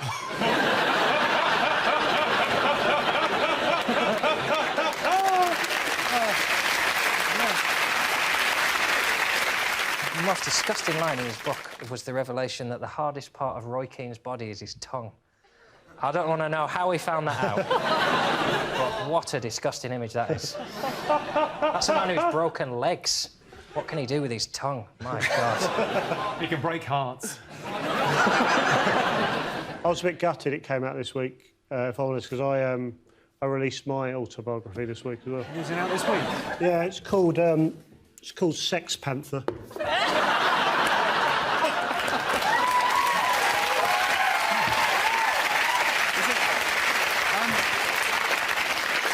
To be honest with you, it's mainly about panthers. Yeah, it's mainly some great pictures in there. Yeah, yeah. There's a couple with my top on. Can't find them.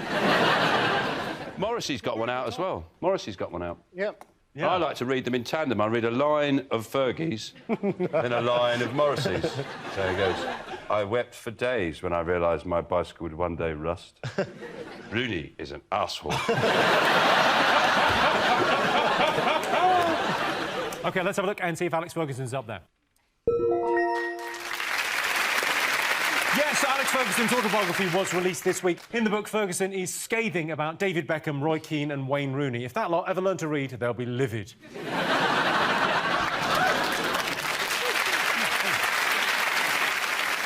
OK, Johnstein, what do you think the nation should be talking about? Are you going to hug her? Strictly come dancing. Oh, You do it every big great Christmas charades. You've never seen a fafa-fool? No, we know. People are talking about Strictly, of course, aren't they? Of course they are. Because people are dancing and it's nice. It tires out the mums, doesn't it? A lot of dancing. You know, like kids, you send them to the park so they sleep. That's for mums and nanas, innit, Strictly? They get all excited and you go, oh, she'll sleep tonight, won't she? The thing about Strictly is a little bit of something for everyone, isn't there? There's like the reality TV element for the 20-year-olds, and for the 30-year-olds there's a celebrity thing, and then for the nanas there's live music. Well, let's not forget, there's a lot of stuff for the dads. And for the dads, yeah. So who's Vanessa Feltz for?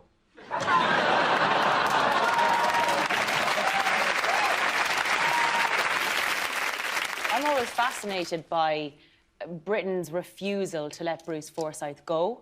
I mean, he's just like Britain's Nelson Mandela.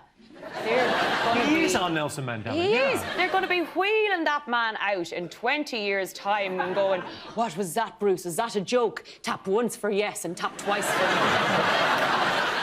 no. Is it true, Tess, that they've told men to cover up?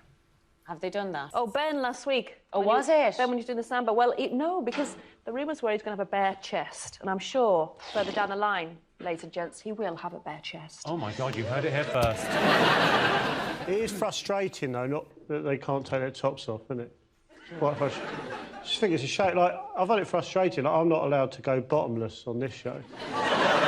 They make me wear my trousers and pants even though I'm behind a desk. What's the point? It's health and safety. We've been through this.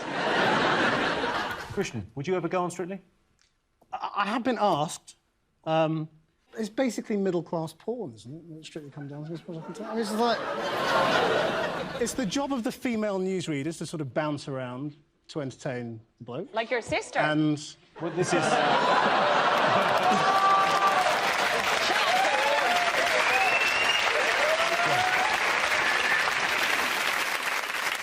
What I find particularly annoying about Strictly is that if you're a camp man, you are allowed to be ruder than a man who is not camp.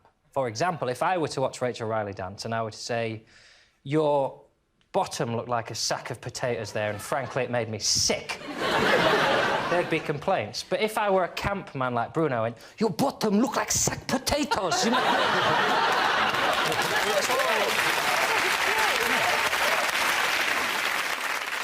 OK, let's have a look and see if it's up there. Yes, Strictly Come Dancing continues. One of the celebrities, Patrick Robinson, is from Casualty. His dance starts well, but halfway through he starts climbing a stepladder to hang Christmas lights over a bath, and you think this isn't going to end well. We're still trying to guess the most talked about things this week. Sean's team. The thrilling climax to the Great British Bake Off. Yeah, or as I like to call it, Britain's Got Trifle. Did you watch it, Sean? No. I don't watch it out of any kind of, you know, I don't have a problem with it, any issue with it. Just didn't happen to watch it. I was a bit disappointed by the winning pie. It was just a pie. What were you hoping? Well, something a bit special. Like, I don't know, pie with Wi-Fi. Can't do that. Bullshit. There were people who called Ruby, who was in the final, a filthy slag. I mean, to get into the habit of calling cake makers a filthy slag is dangerous, because most of them are in their 70s. I'll swear at a cake, if a cake is really nice, I might go, oh, you dirty bastard. You never shouted at a baker before? No, I don't think so. Just going, yeah. I don't watch it an awful lot, but I do see Mary Berry a lot because she lives very close to me, so I bump into her in the local supermarket, which is brilliant because I get to look in a trolley and a basket. Is she by Mr. Kipling? Bet she is. No, but interestingly enough, we've got a local frozen food shop. Allegedly, she goes in and buys a pre-cooked brownie tray bake. That filthy slag. I mean, at a bus stop in Buckinghamshire, you see her, she thinks she saw that, she buys pre-made. Christian, did you partake? Well, it's a bit like Breaking Bad, the Great Bake Off. The idea of it is a bit ludicrous and you wouldn't want to watch it, but then if you catch it, it's amazing. And you learn a lot, and it's quite addictive. I would rather see the kind of shit bakers. You know, like, you know at the start of X Factor when they show the really deluded... the crazy ones that can't really do it. I want to see the guy that baked a pie with, like, a lever arch file in it, or like, decorate a cake with his own hair. That's what I want to see. And it lashes out when he doesn't get through. What you're saying is you want to be on the show? Yeah, I love it. OK, let's have a look and see if it's up there. Yes, the #1 story. Yes, the Great British Bake Off was the most talked about thing this week. Bake Off's not been a great success in America, of course. Over there, it's a dieting show. OK, fingers on buzzers. One more thing still to get. What do you think? I think it's maybe heat and energy. There's all these new nuclear plants that they're launching because the heat has gone up 10%. And the only people who are going to win from that are the perverts in the strip clubs, because they're going to get more dance for their dollar now, because the strippers will be like, oh, I'm going to take off my woolly hat, take off my big coat. It'll go on for an extra 20 minutes before they get to the nipple tassels. I don't think the first bit is really what the men are there for. Really? I don't think the bobble hat bit they're enjoying. Do you go to the loo? I don't go anywhere. Where's the magic, John? Where's the magic on that you can't start with the hat? I love your idea of a strip club where the girl comes in with a hat and a coat. Everyone here? Right, I'll get myself ready. Right, back to nuclear power. John. Well, there's going to be no energy left, so we're going to have to build some more nuclear power plants, is what's happening, because... Well, basically, because we've all come weak. I like the cold. I like a little bit of... It's romantic, isn't it, the cold? But to fill the deficit from the energy companies' prices going up and up and up, we're going to build nuclear power stations. It's a non-renewable source of energy, so it has to go up because we can't keep drawing from the earth forever, guys. Yeah, well, we can while we're alive. Which is the main issue on the table at the moment. I think what we should do is all refuse to pay our energy bills. If everyone did it, like in a mass disobedience. Just that woman and you, it sounds like.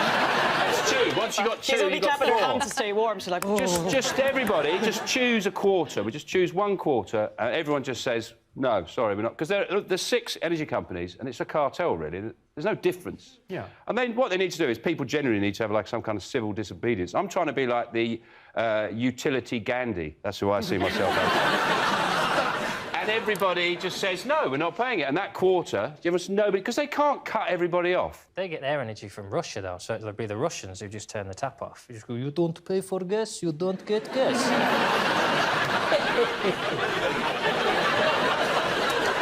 I put the shoulder laugh in just because I thought I made him too evil. They're putting it in Somerset, which is incredible, because Somerset has about 5 years' worth of energy from burning dead badgers.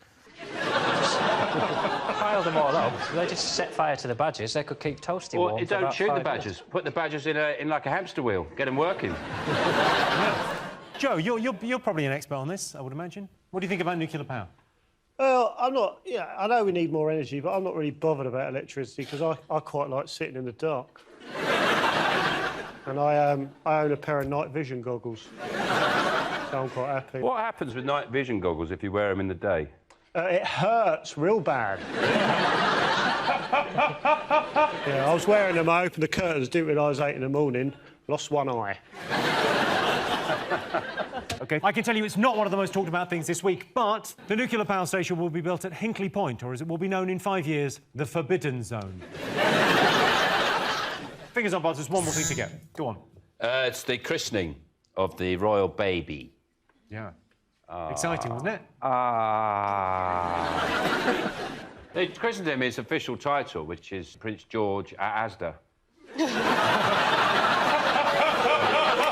they're in touch with common people. Yeah. Would you like to be asked to be one of the godparents? I think... would have been a tough choice for them, but... I think it'd be a very difficult choice for everybody involved. I think it's wise that we discussed it and it was agreed that for both parties it wasn't going to work out. And that's why Joe got the job. I'm quite liberal about these things in the church, though. I mean, I'm a godfather to someone, and I said, when they asked me, I said, but I'm not a Christian. And they said, don't worry, just come and meet the vicar. And I said to the vicar, obviously, I'm not Christian. And he said, don't worry. When I just say, you know, none of us are.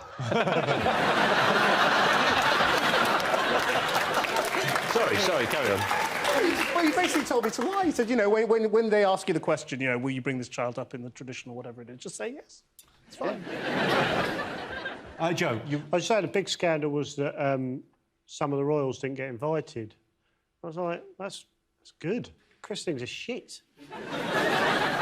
There's no disco, you can't smoke. You have to get the gravy stains off your suit. This is a grey suit, it's just covered in gravy. He didn't look very happy, though, did he, in the photographs, the official pictures of baby George? We've got an official photo. Oh, wait, look. Look at that, he's got tentacles. Oh, look. It's only his second ever public appearance and he's wearing a frock. These sort of things are the only days where weirdos get called well-wishers. A very good point, well made, yeah. You can sort of go out and about in London and no one free as a bird that day. I can wave at babies and no one arrests me.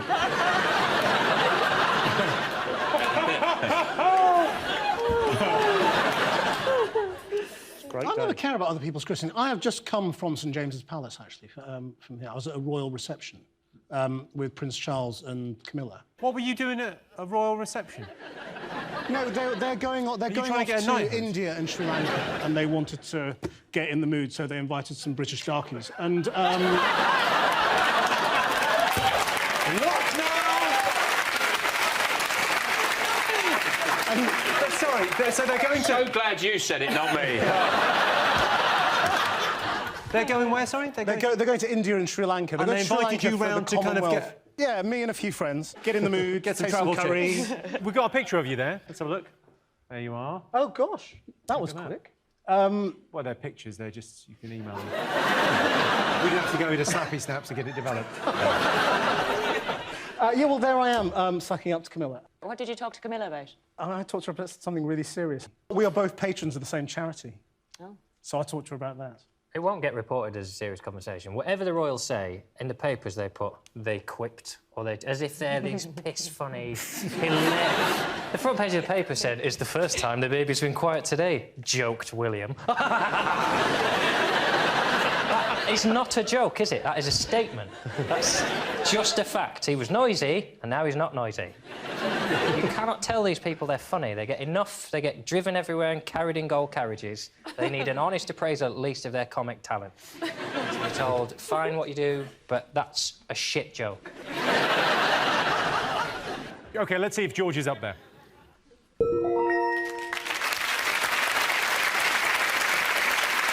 Yes, it was Prince George's christening this week. Sadly, DNA tests have revealed Prince George actually belongs to a Romany gypsy couple from Greece.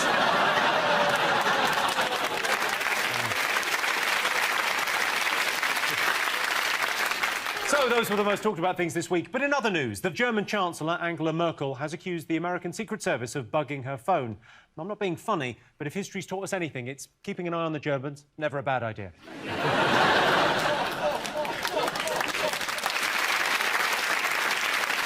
A cat in a Moldovan prison has been caught smuggling cannabis into inmates. The cat has now been sentenced to death, which means it can only do it 8 more times. And the Vatican has announced it's forming its very own cricket team. They should be good because pretty much every Catholic priest can be described as not out.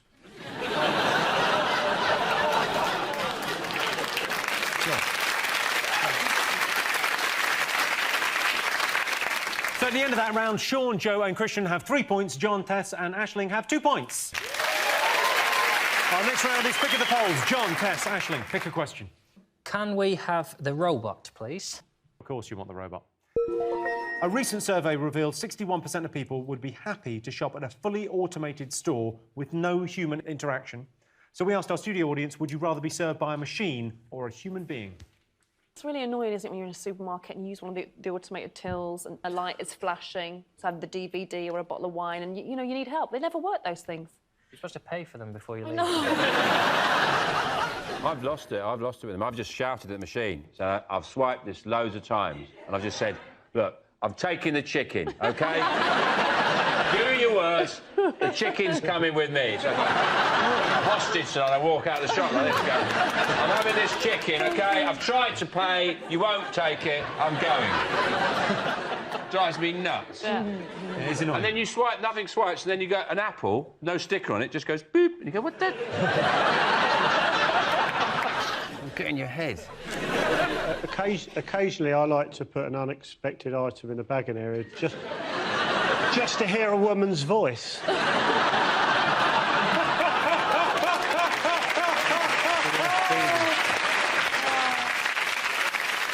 Christian, would you rather human interaction, Christian, or...? It depends what kind of mood I'm in. Generally, if the machine worked, I'd rather have a machine in a shop, but the machines don't work. It's like when you go to Heathrow, they've got the machine immigration thing, so that you can avoid the large queue, and then you queue up for the machine, and you put your passport on the machine, and the machine says, go and talk to a person. It doesn't work. So if the machines worked, fantastic, but they don't. I think they do. I'd rather have a machine, because sometimes I'm buying stuff I do not want to have a conversation about. Let me just look at your basket and you go, well, we're not getting through this without a little quiz, are we? What's the worst combo of items you've had to buy at a supermarket? It's more the reason I'm buying it. Once I had a dream about a cake. I had a dream about a cake. Our very own Martin Luther. A set, yeah, I have a dream today. It's a set rhubarb and custard flan. It was rhubarb and custard, but the rhubarb had been cooked in rose water, so it had a slight Turkish delight flavour. It was set round the thing, and the custard set on top round a pastry. I wanted to bake it that afternoon. I didn't want to have to explain why a 25-year-old man was buying rose water and not booze. I should have been buying a 4-pack of lager and a DVD. I was buying rose water and rhubarb. I didn't want what I got, which was a cashier going, oh, what are you doing with this, then? Because you look mental if you go, I dreamed of a cake. I'm genuinely intrigued now as to how that turned out. All I know is, you know, you said earlier you'd like to see an early round of Bake Off where they see the nutties.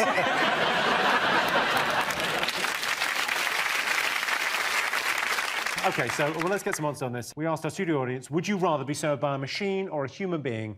What do you think they said? What would you go for? I'd say machine. Human being. OK, I can tell you the answer is 70% of our studio audience would rather be served by a human being. Point in the bag.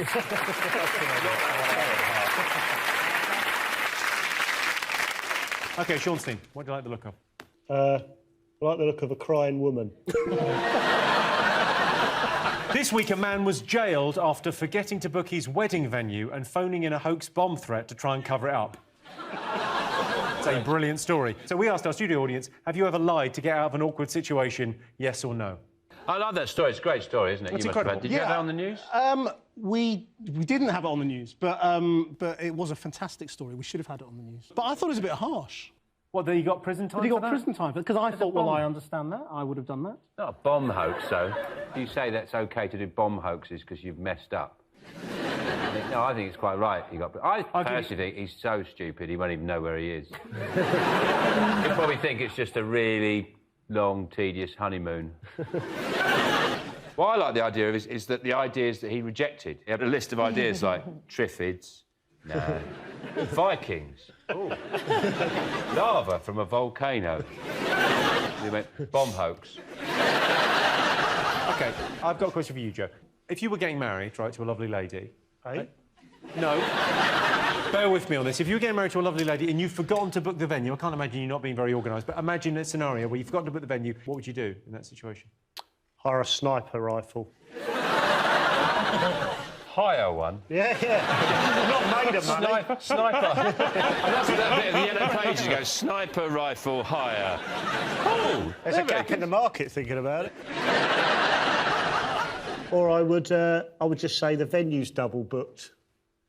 That would have been a better idea, wouldn't it? The venue's fucked up, they're double booked. Yeah. Just don't ask him. If you love me, you'll trust me. OK, have you ever lied to get out of an awkward situation? John? I'd love to answer that question, but my nan's... I've got to go and... You got a date with your nan? I've had plenty of times I wish I'd lied, where honesty is not the best policy, where you just don't want to see someone and you can't think of a lie quick enough. It's like, oh, do you fancy coming out for a drink? And you go, no. Shit. Yeah, you could have sugared that pill a little bit. OK, do you think our audience have ever lied to get out of an awkward situation? Yeah, everyone has. My dog farted recently, and to cover up the embarrassment, I said I'd shat myself.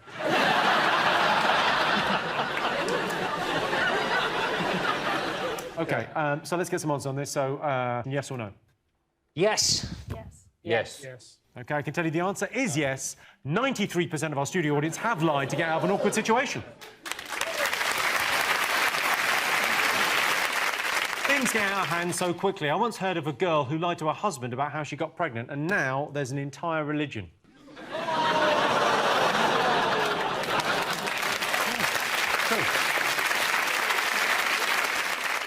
So at the end of that round, it's 5 points for Sean's team and 3 points for John's team. And the winner is the name of our final round. Here's your question. Hardest job? How much is working in a sour cream factory? No, like checking that it's off, but not too off. Ugh, yeah, that's all right. I think the hardest job must be the little man who has to sit inside the ATM and push all the money out. Hardest job? What do you think the hardest job is, Tess? One of my hardest jobs was doing live kids' television and not swearing. Every time a kid kicked you or vomited on you, or, you know, we had one football game, Eat My Goal, and you get slammed in the face with a football live television, like, shh, no. I used to work on a stud farm as a tour guide. Oh, for a second now, I thought that is the worst job. Yeah, right. No, that's what they have to do. There's the penis cleaner. There's the person who has to guide the horse penis into the mare. So that's a tough one as well. And was that... I mean, did you know the person that did that job? What job did you have? He didn't do it to me. He did it to the mayor. I'm saying, did you do that? Did you do that? I had to bring American tourists round while they watched this. John, what do you think the hardest job is? I imagine Alex Ferguson's wife is having a tough time of it at the moment. He's pretty much had 30 years where he's never in, and now he's just sat on their couch like it's the bench at Old Trafford. Just, switch it! Switch it!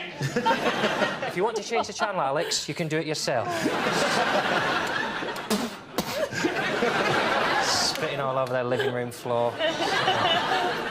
Is it head of wasps at London Zoo? That's a thankless task, isn't it? I'm head of wasps. Feeding time's easy, just empty a bin in the cage. Is it head of wasps? It's not head of wasps, no. Daily Mail reggae correspondent.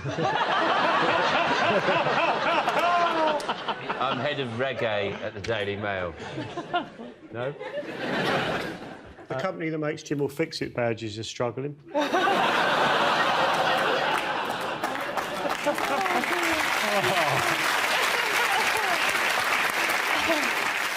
Is it police nurse? Because they're both difficult jobs. Imagine if you had to do two of them at once. Police nurse? The police nurse. Police... So you're a policeman like... Oh, you're not feeling very well. Police nurse. Police nurse, mum. We were saying mother's most difficult job in the world, isn't it?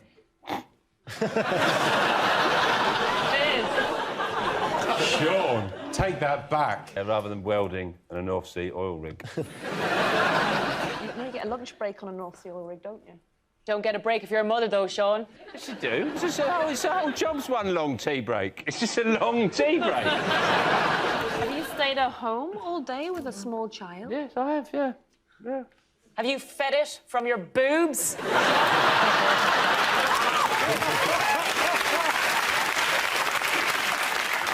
I think it's quite an easy one to get. It's regarded as a very difficult job. Teacher. That's the right answer. Yes, the hardest job is a teacher. All the teachers at my school were very strict. I remember every Monday morning I had to give the deputy head.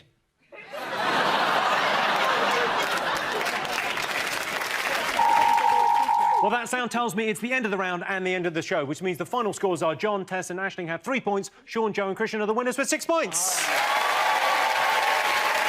to all our panellists, our wonderful studio audience, and to all of you for watching. That's it from us. Good night.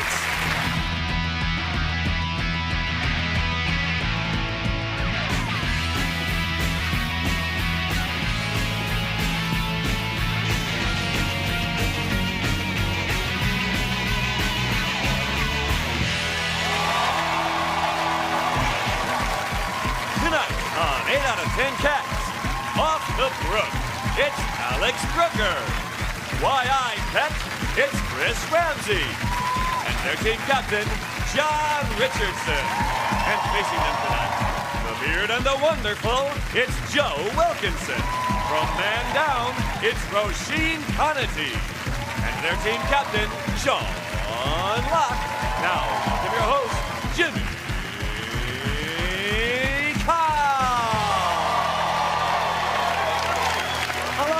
Welcome to 8 out of 10 Cats Uncut, a show all about opinion polls, surveys and statistics. Did you know, for example, 80% of obese people say they've got no idea how much they should be eating? Here's a clue, less than that. 30% of people say their favourite meal hasn't changed since childhood. My favourite meal's still the same, sucking on boobies. Right, Mum? And 18% of the population has sleepwalked. My girlfriend's a terrible sleepwalker. A few weeks ago, she sleepwalked out of the house, sleep met up with her ex-boyfriend, they sleep shagged, and now she sleep left me. When she wakes up, she's going to be so embarrassed. Right, let's get started.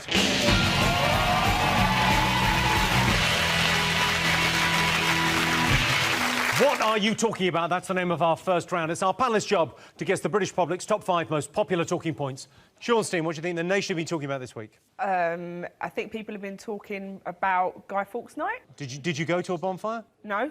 I don't really like fireworks. I think they're like looking at views. Just boring after a while. Yeah, views. Yeah. I mean, the whole eye is overrated as far as I'm concerned. You don't like views? But listen, you go out and then you've got to look at the fireworks and you go, this is great. And then 3 minutes in, you think, I'm bored now, I'm cold. And then you're stuck there. Sean, is it a big night in your house? Do you do the bonfires? Yeah, I like the bonfire thing. I mean, I had to take the RSPCA's advice quite seriously because they said you should check under your bonfire for sleeping hedgehogs. And I couldn't find any, but luckily I had some in the freezer. So. Yeah, got that sorted. Yeah, sure. I think I look like Guy Fawkes because the people on our road did an effigy and it really looked like me. They'd done it on our road. It was right in front of my house. It was kind of in my front garden. They'd even used like a photocopy of my face. And they were like chanting, "Weirdo out, weirdo out, weirdo out," which must be like a traditional chant or something.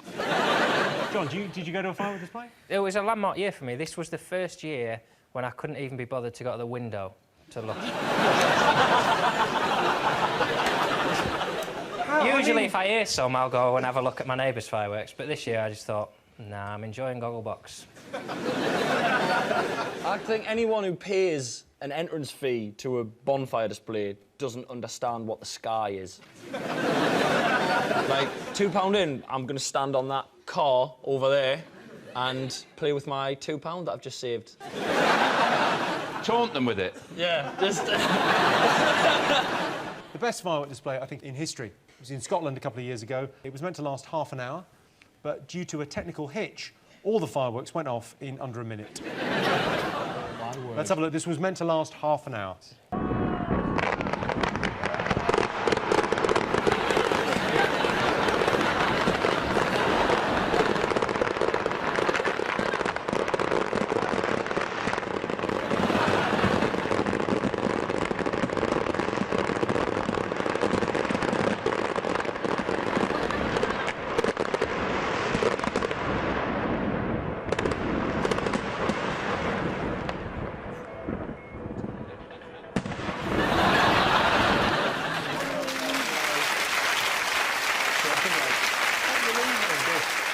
You'd have made it to the window for that, wouldn't you, John? I would have, yeah, if I'd have heard Armageddon outside my window. Just imagine being there thinking, oh, how are they going to follow this up? They're not. I'd like to have seen the guy's face who lit them all and at the end just stood there, just like that. I don't know. Yeah, would you try to stop them? I reckon he just wanted to beat the traffic. He just sat and just ran to his car. Let's have a look and see if firework night is up there.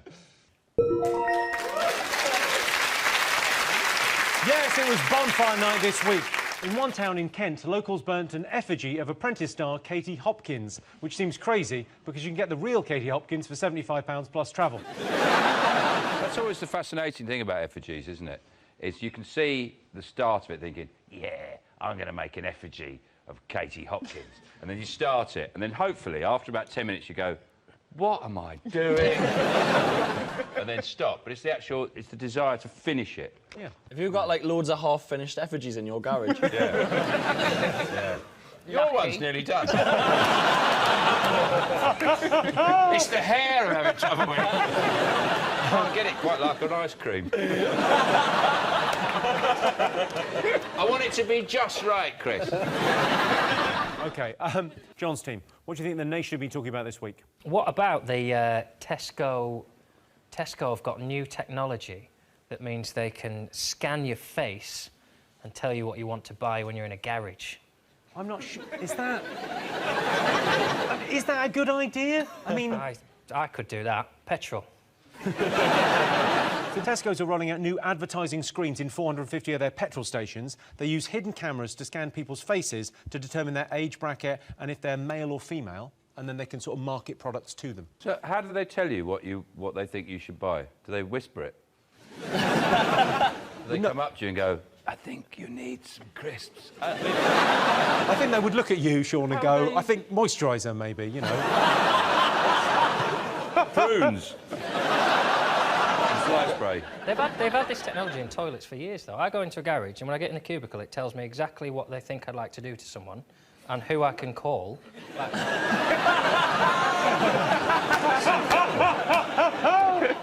Alex, you used to work for Tesco's. Yeah. Is this a good idea? I was a heartthrob on the tills back in the day. Heartthrob on the tills? Yeah, of course you were. where you were just on the main tills? Yeah, I was on the tills. I mean, I'm crap at shelf stacking, so... tills is the only place they were going to put me. Imagine the till might be a bit hit and miss as well. But I think I was the reason why they brought in self-scanning.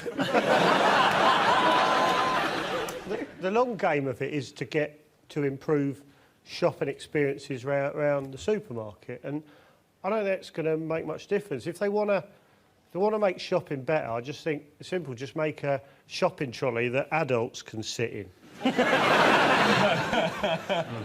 Who's going to push you around now? I'll just ask someone. I'll just sit there until someone pushes me around. Or you could get a baguette. And punt around the supermarket. A couple of them. Yeah. Well, let's have a look and see if it's up there. Yes, indeed. Johnstein, what do you think the nation has been talking about this week? Is it, well, hit right into my territory here. It's Justin Bieber's done some things. Justin Bieber. Well, police in Brazil have charged Bieber with illegally spraying graffiti in Rio. Defacing buildings is a crime in Brazil, punishable by up to 1 year in jail. I can't imagine Justin Bieber surviving a whole year. But it'd be a hell of a week for the inmates. It'd be like one of those Mexican piñata toys. They just keep bashing him till sweets just fall out of him. He's just a kid, isn't he? I think I feel a bit sorry for him. When I see him now, I hate him.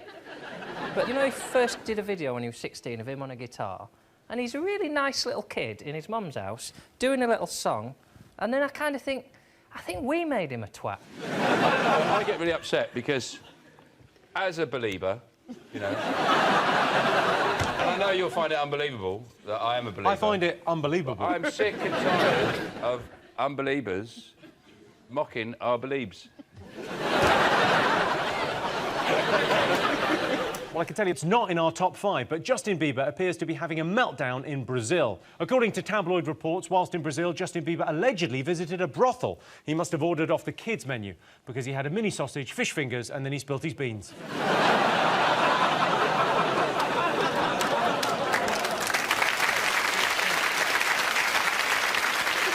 Johnstein, what else has the nation been talking about? The Call of Duty came out. The Call of Duty? The Call of Duty's come out on your Sega Mega Drive.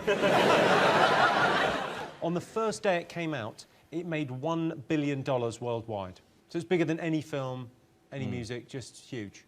I ordered one, not this one, it was the last one. I went into the shop and I pre-ordered it, and I went and I paid like a £10 deposit or whatever. He went, "Are you coming for the midnight one?" And I went, "Do I have to come at midnight to get the copy?" And he went, "No, but you're not just going to come." I went, "No." He went, "Oh, it'll be good, man." No, it won't! Standing in a queue at midnight outside a shop with loads of sort of, like, comic book reading 30-year-old men. Definitely not. I wouldn't queue for a game at midnight. I don't like queuing for Oceania at midnight. But what I love about the new Call of Duty game is that you can play as a dog. And for me, that makes it a very different game. It's like, how many people have you killed? Well, none, but I've had 2 shits and a bit of postman. Sean, have you ever played a video game? Are you... No, I don't see what's wrong with Conkers, really. How could you not have a better game than that? And you don't need a queue. Nobody ever stood round a Conker tree at midnight going, "The big one's going to drop." Look at it, it's going to go. I'm getting it. Well, I always wonder about computer games. You know, in a computer game, if you walk into a wall or something, he goes, "Ugh." I always think that was someone's job to make that noise. Someone got paid to sit in a studio for a day going, "Oh." I'd do that. If they make a game where there's a little gremlin wandering around, I'd happily spend a week of my life going, "Ugh." What about the guy whose job it was to find out what noise you make when you walk into a wall? Surely you got it now. I don't really play, like, Call of Duty. I play a lot of, like, FIFA, but the worst thing about online gaming is the messages you get from people when you beat them. Like, I had one the other day, which was all in Spanish. and I Google translated it, and it wasn't very nice. And if you're watching Carlitos 97, I don't shag my mum, so the joke's on you. OK, let's have a look and see if Call of Duty is up there. Fingers on buzzers. What do you think? Is it Michael O'Leary, the boss of Ryanair, promising that he's going to give us better customer service on Ryanair at last? He said, I'm not going to charge anyone to use the toilet, and you're not going to have to pay to have a chair, and I'm not going to put you in the roof rack if you didn't print your boarding pass. So this is allocated seating on Ryanair. I mean, should you expect good service on one of these low-cost airlines? I'm glad they're doing allocated seating on Ryanair, because when I travel on my own, what I like to do is I look at the queue and I try and spot someone I think it would be quite nice to sit next to. And then I follow them down the queue, and as they're checking in, I jump in and go, I'd like to sit next to him, please. And then we chat for the whole flight. It's brilliant. A lot of people say you meet weirdos on planes, but I've never met one. I've got some quotes here from O'Leary, who's extraordinary at giving quotes. On charging people to use the toilet, he said, I would wipe their bums for a £5. That's good value, that. Yeah, probably. On overweight passengers, this is nice. He said, nobody wants to sit beside a really fat bastard. The thing is, normally, fat people, quite bubbly. Have you flown Ryanair, Sean? Yeah, I don't particularly, you know, if I can avoid it, I would avoid it. But when you're paying £12.99 to fly to Dublin, I mean, that's incredible. I mean, you know, £2 for a go on the Dodgems. You don't get very far. No. I tried to break out of that ring. Michael O'Leary often gets stick for not taking complaints seriously. Here he is getting grilled by Eamon Holmes. We can't even vomit on your planes, you see, because if we go to be sick, there's not even a bag to puke into. But you'd be so on time on such a beautiful new all-leather seat, brand new aircraft, and we'd sell you the vomit bag. But nobody gets sick on Ryanair. They're saving so much money, they just spend the time laughing.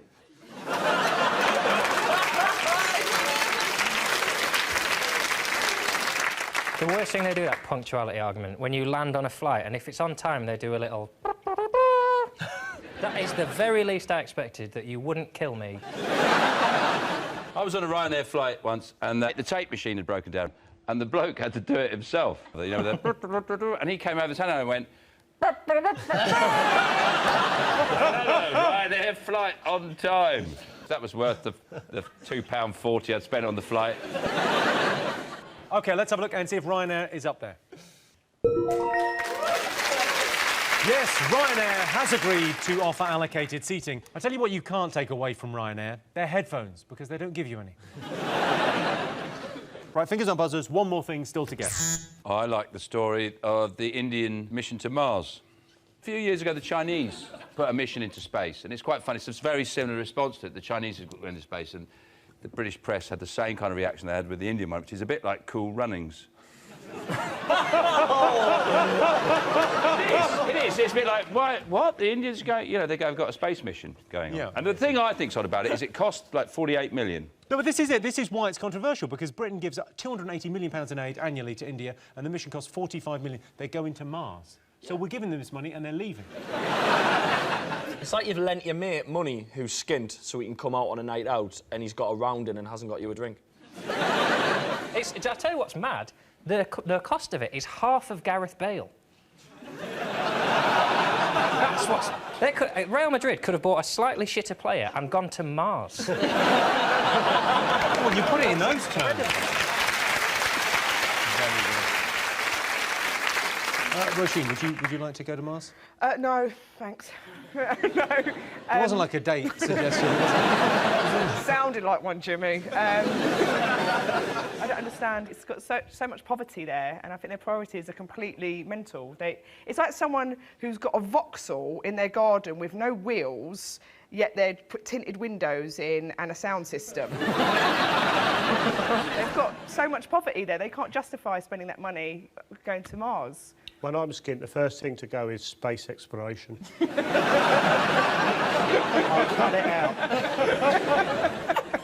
The whole thing with the mission is to tell whether there's methane in the atmosphere. So basically, they spent 45 million to see if Mars smells of shit. I don't understand what's the point of that? I'd like to live there.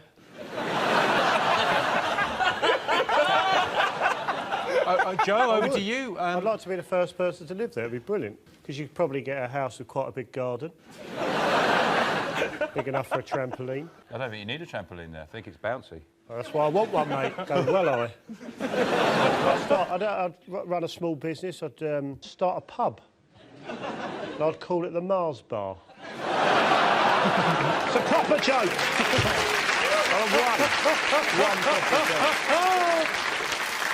Well, let's have a look and see if the Indian mission to Mars is up there. Of course, India aren't the only country with a new space programme. Earlier this year, Iran said they plan to put a man on the moon by 2025 by nuking Israel.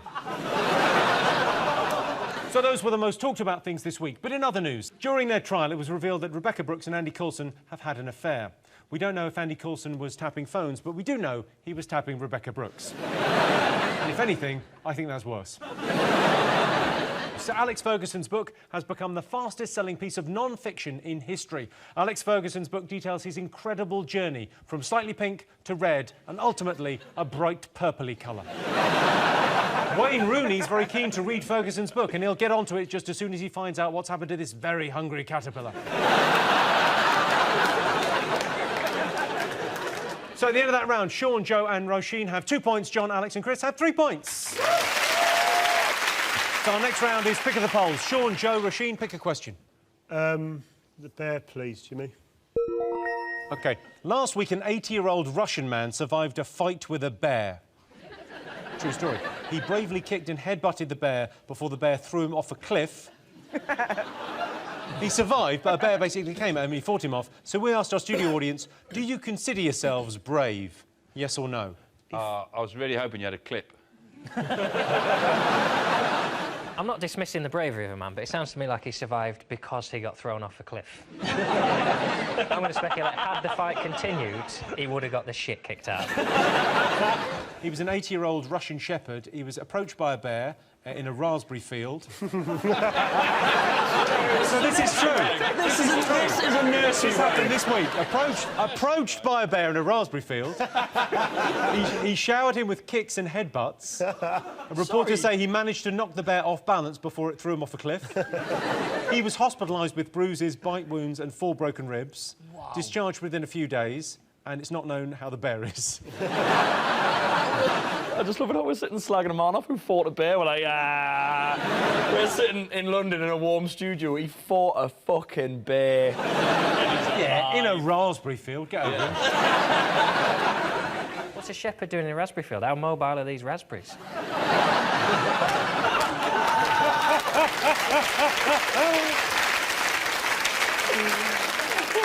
Well, I like the line, he was approached by the bear. I can imagine, if you're the shepherd, a bear goes, excuse me.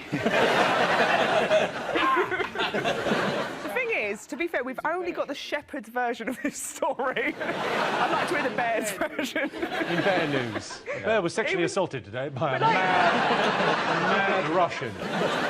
Joe, if you got attacked by a bear, what would your strategy be? What would you do? Work the body.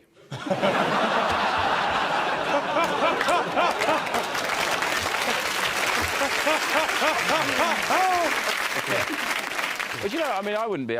The best way to deal with a bear, if the bear attacks you, and this is genuine, if a bear attacks you, is stay very still and wait for it until it gets really close, until it's literally about there, and then you just go, whoa, like that. And because it's got those big round feet, it just goes, whoa. They can't adjust. They've got no balls on their feet. So you just go, whoa, like that, and it just throws them. And then and sometimes I've been attacked by loads of bears, and they're just literally going, whoa, and they're all behind me in a big pile. Would you remember that under attack? Because, you know, there's so much information about dealing with animals that I think if a bear attacked me, I'd probably, like, piss on my feet or something, you know, get confused with jellyfish. So you'd have to remember it. Would you remember that? Well, the difference between a bear and a jellyfish, easy. OK. We asked our studio audience, do you consider yourself brave, yes or no? John, I associate you with machismo and sort of all things that are... I mean, are you brave? Would you consider yourself brave? I think sometimes, Jimmy, the bravest thing you can do is just be yourself. I think if that means shitting your pants and crying, then yeah, I'm brave. I'm not very brave. I always used to get called brave when I was younger. Like, if I was in hospital, I'd get a card saying how brave I was. But I wasn't there through choice. It wasn't like I was sat at home playing with stickle bricks and I thought, I'll show people how hard as nails I am. I'll go and have major surgery. Show them how brave I am. I suppose, in fairness to the person, whoever was writing the card going, you're so brave, what were they meant to put? Well done. Still here. We asked our studio audience, do you consider yourself brave, yes or no? What do you think they said, Sean? Yes. What do you think, John? No. Nah. You go, no, OK. I can tell you the answer is yes. 60% of our studio audience do consider themselves to be brave.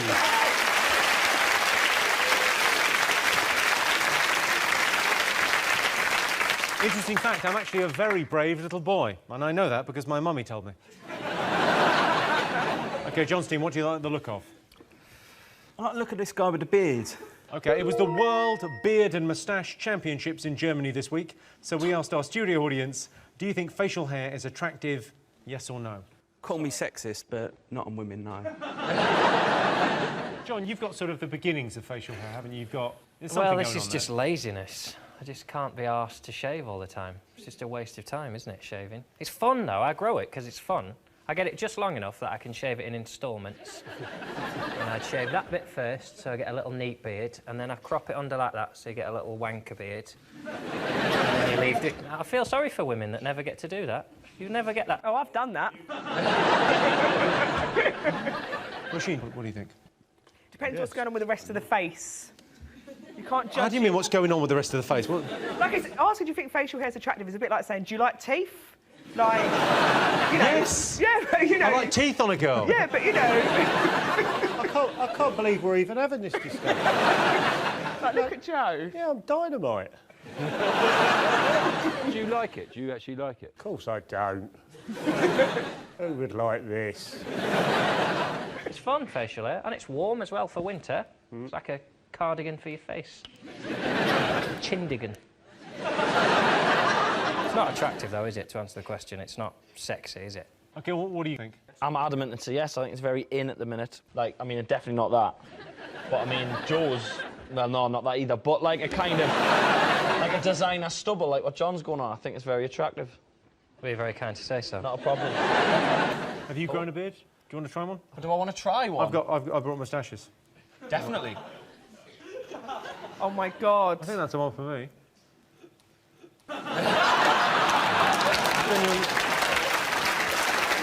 I sort of feel I could run quite a good regional, like a regional department store. Yeah. Welcome. Sean, any interest in a moustache? You're more than welcome. You just had a bloke off the Pringles. I could sell Pringles, couldn't I? What would you care for? You've got a buffet of moustaches there. Do, of course I do. Would you like one, Roisin? Yes, please. Of course you would. Hang on. Here you go. This will look terrific on you, because I think for the blonde colouring. Thank you. No problem at all. Happy to help. There's no point, Joe. Some games you can't play. I look like a cat.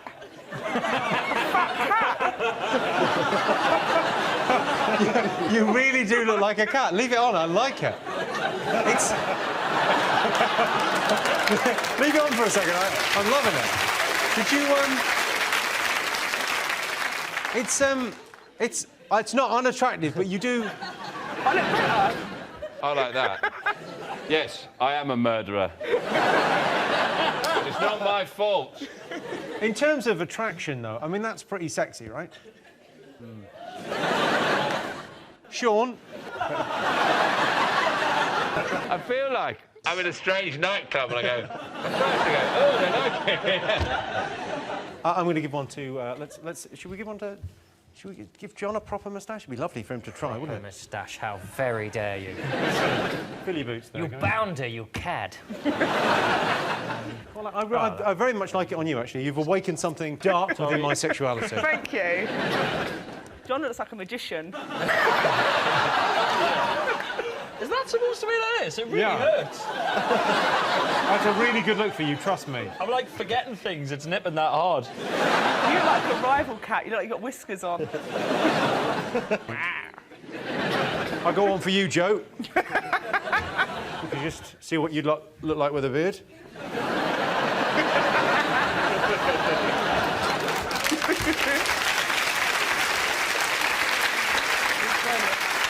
OK, let's get some answers on this. So, do you think facial hair is attractive? No, obviously not, no. Sorry. Yes, sorry, yes, I mean, yes. What was I thinking? I wasn't thinking. I've nearly kissed 2 girls. What do you guys think? I think facial hair is not attractive. So you're saying no, you're saying yes? I can tell you the answer is yes. 64% of our audience think facial hair is attractive.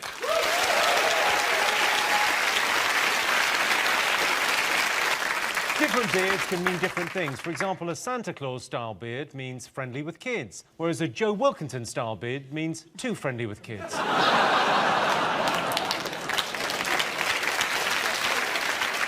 So at the end of that round, it's 4 points for Sean's team and 3 points for John's team. So the winner is the name of our final round. Here is your first one. Top way to pamper yourself. Is it a sit-down wee? On what occasion would you treat yourself to a lovely sit-down wee? Early morning, late at night, after a big meal. I don't think that's pampering yourself, sit down wee. Really want to pamper yourself. You know those Dyson air blades? Teabag one of them.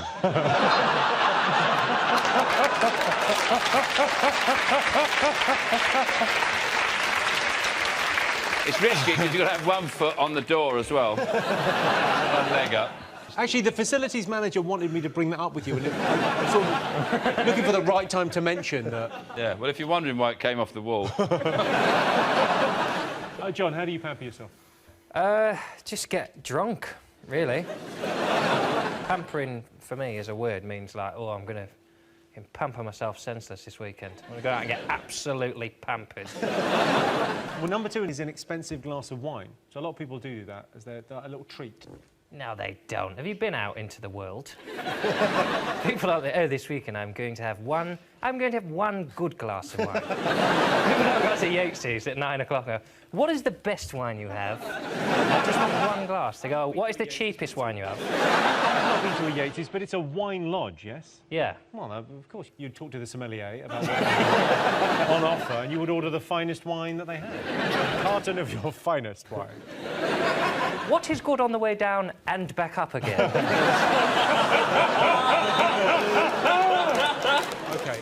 Joe, what would you do to pamper yourself? Well, I do pamper myself. What I actually do is I have, if I really want to pamper myself, I have one of my verrucas frozen off. I love that. It's nice, though, isn't it? It's satisfying. Pampering can be quite creepy when people are being paid to wash your hair. And they're sort of, you always get these sort of 16-year-old girls sort of pretending they're like massage. It's awful. It's horrible. It's like really intimate and fake. I love it. Do you? Do you like it as well? I quite like it, yeah. They hate you when they're doing that, you know that? What do you mean they hate me? Because I used to do it when I was 14. I worked in a hairdresser's and I used to wash people's hair and they're like, oh, that's lovely. I hate you so much. Like, having to, look at this strange head I'm having to wash for £22. They hate you when it's happening, yeah. Oh, that makes it even better. One of the things I like to do is I like to light a load of scented candles. I get in the bath and then I just wait for whose ever house I've broken into. What, and come out like Martin Sheen in Apocalypse Now? Through the petals. Alex, do you pamper yourself? Pedicures, because I get them cheap. I've always wanted to go into one of those fish foot spas with my prosthetic leg on and just say to the person next to me, like, don't leave your feet in there for too long. Because I found out the hard way. Always wanted to do that. OK, top way to pamper yourself. Was it not like a spa day or something? Well, a massage is number 3. It's an everyday activity. People do it all the time, and then... What do you mean, like eating? Rollerblading. It's to do with retail. Shopping. The right answer. Yes, the top way to pamper yourself is a shopping spree. My girlfriend goes to the off-licence every day and comes home with 3 bottles of wine. I think she might be a shopaholic. OK, worst thing to do when you're drunk? I once tried to eat everything in my pencil case. Chris, you're from the north. Worst thing to do when you're drunk? Like your specialist area. Text while driving.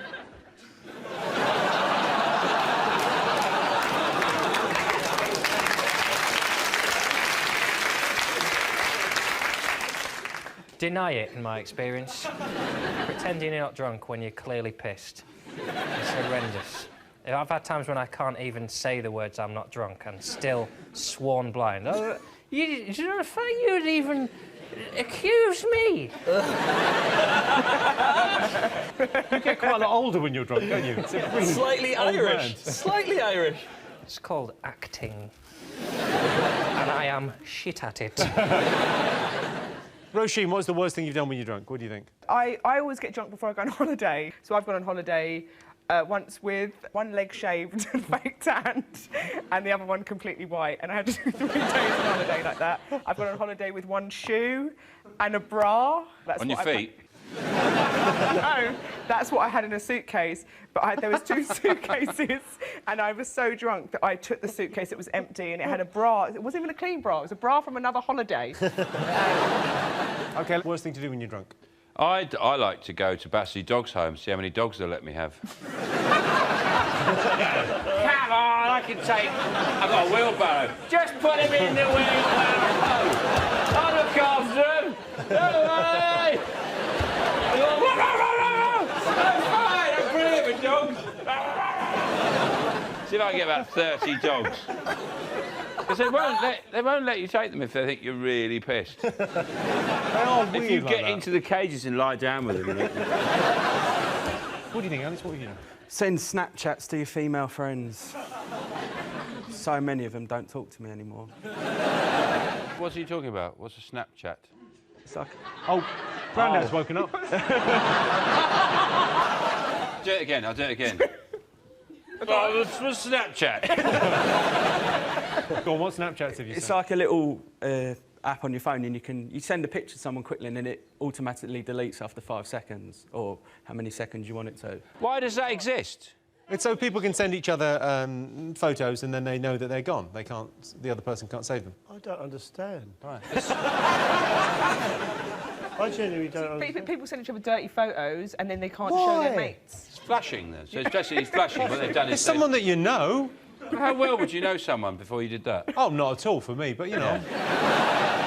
I can't just do that to your dentist or something. You can if it's your teeth. Or just a plumber you used once and you kept his number. Send him a picture of your knob, and then you go. If I'm sending a plumber a picture of my willy, I want him to have it forever.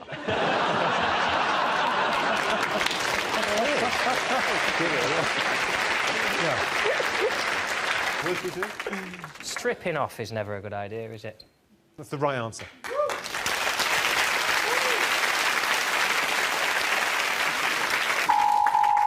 Well, that sound tells me it's the end of the round and the end of the show, which means the final scores are John, Alex and Chris have 4 points, Sean, Joe and Roisin have 5 points. Thanks to all our panellists, our wonderful studio audience, and to all of you for watching at home. That's it from us. Good night.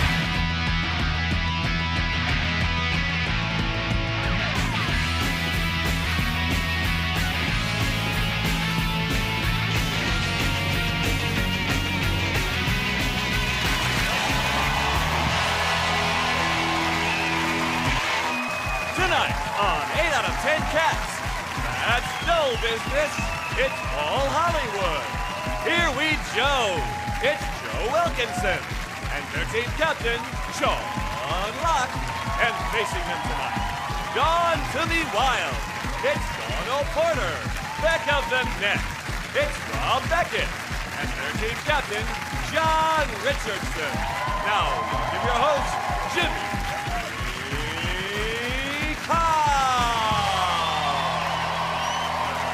Hello and welcome to 8 out of 10 Cats, a show about opinion polls, surveys and statistics. Did you know, for example, 40% of people regularly reward their pets with treats? Who's going to the vet for a lovely long sleep? Who's going to the vet for a lovely long sleep? 44% of Brits think that we should have a space programme. But Britain does have a space programme. Doctor Who. And 27% of men play games on their mobile whilst in bed with their partner. I'm guessing Angry Birds, especially when she wants to play Snake. Right, let's get started.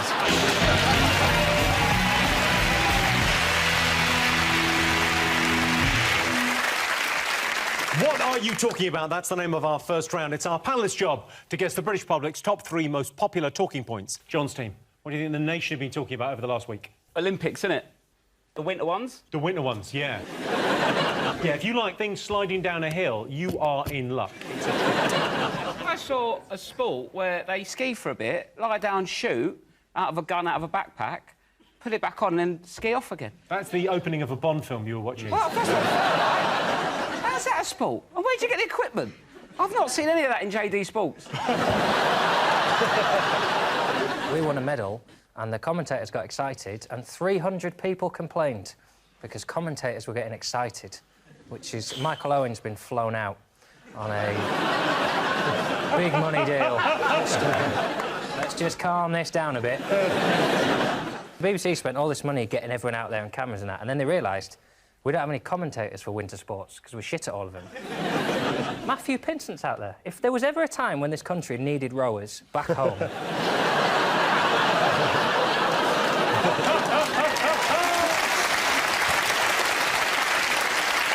It was the judging that got me, because I was watching a lot of the borders and stuff coming down, the free skiers. But the problem was these guys invent while they're mid in the air. They go, do you know what? I'm going to put an extra twist in this. The commentators are going, that's... and they're just making up names. Well, I become an expert within moments of switching on the Winter Olympics, and about 4 minutes in, I'll be going, well, that's a 9.8. What are you talking about? I'm the same with Bake Off, frankly. Watch it for 2 minutes, and then I have a very strong opinion based on literally nothing. Joe, have you done any winter sports?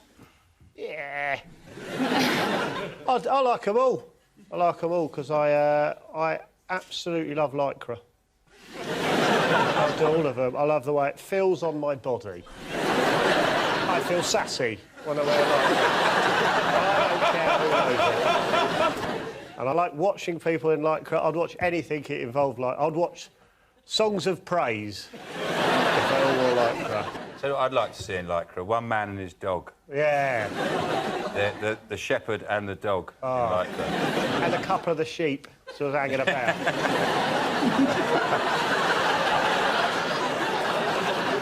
Now, the controversy in Sochi has been about gay rights. Some Canadians have decided that the Olympics is already quite gay enough. They have made it the gayest Olympics ever, though. Like, even the logo, hot, cool, yours, just sounds like a lube. I was very disappointed in the opening ceremony because I wanted to see Putin really sort of, you know, like, express his masculine nature. I wanted to see him going down the luge, right, in his pants, wrestling a bear and using his cock as a brake. It just gets to the bottom, just sling the bear off. It just goes, gays, go! Leave! Leave Russia now! Let's have a look and see whether the Sochi Olympics is up there.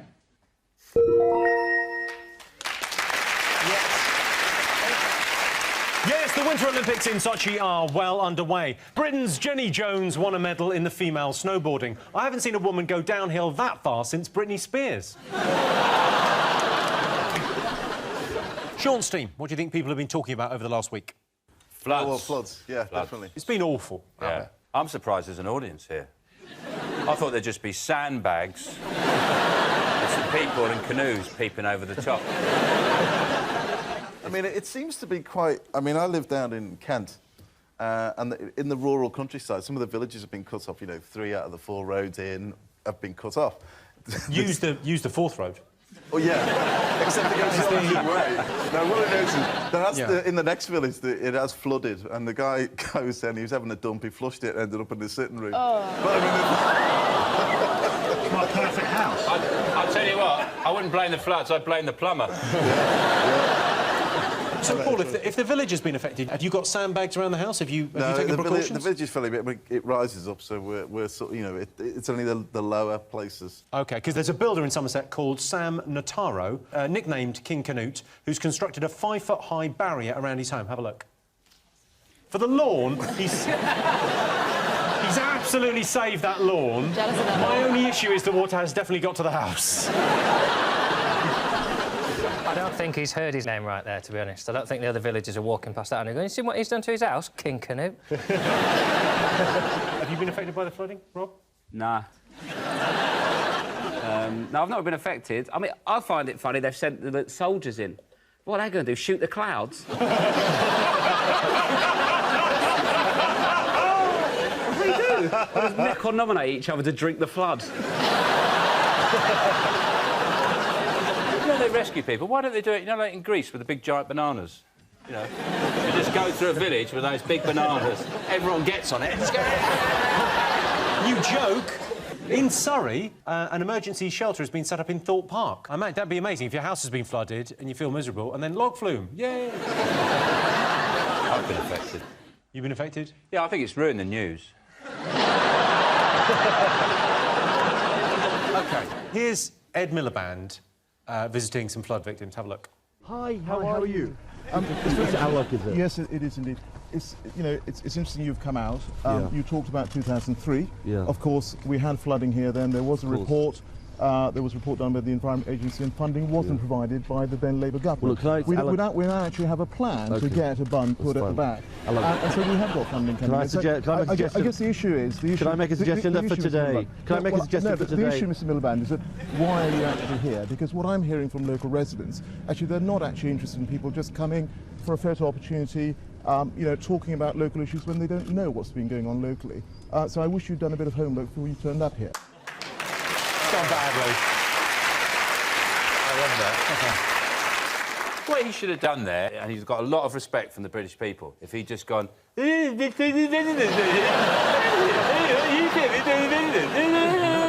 they just walked away. You would be an amazing politician for a day. Yeah. 2003. Fuck off, mate. It's a flat. What can I do? Interestingly, UKIP councillor David Sylvester was expelled from the party a couple of months ago for blaming the flooding on same-sex marriage. Everyone knows it's not the gays, it's the Romanians, isn't it?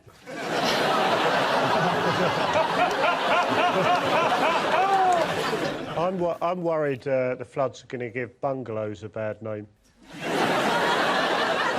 I know they flood easier, but apart from that, they're fucking brilliant. They're like all the best bits of a house without the bullshit of stairs. I live in a bungalow and Good for you! Yeah, I really... Yeah, right on. Sorry, where is this bungalow? In Los Angeles. Sorry. You've come over from Los Angeles for I this? have, yeah. Well, not just for this, no, but, What I'm worried about, if the flooding gets any worse, I'm going to have to move my caravan further up the hill. Or I'm going to have to move back into my treehouse. What, you like bungalows? Yeah, I've got a few places, mate. I'm earning.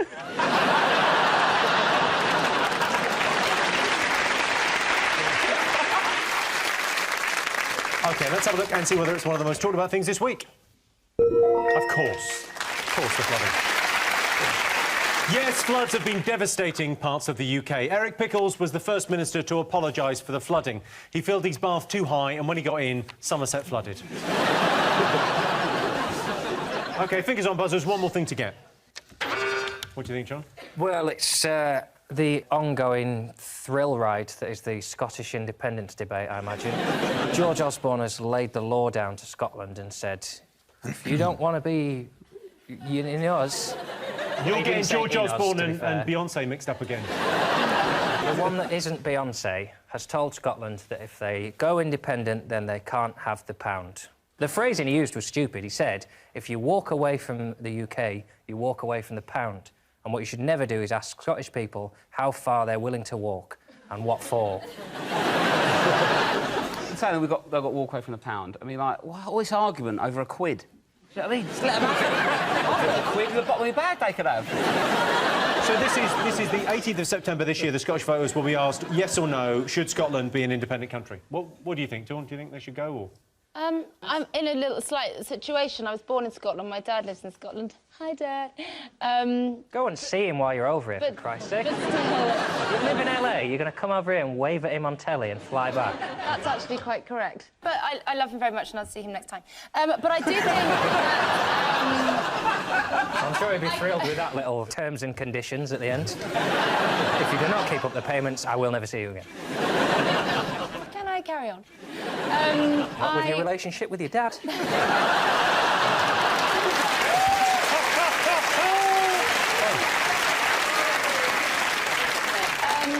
want to keep on to too much, don't they? They want to keep the BBC, they don't want to have to use passports to come into England, and they also want to keep the pound. So it's not really... And the Queen.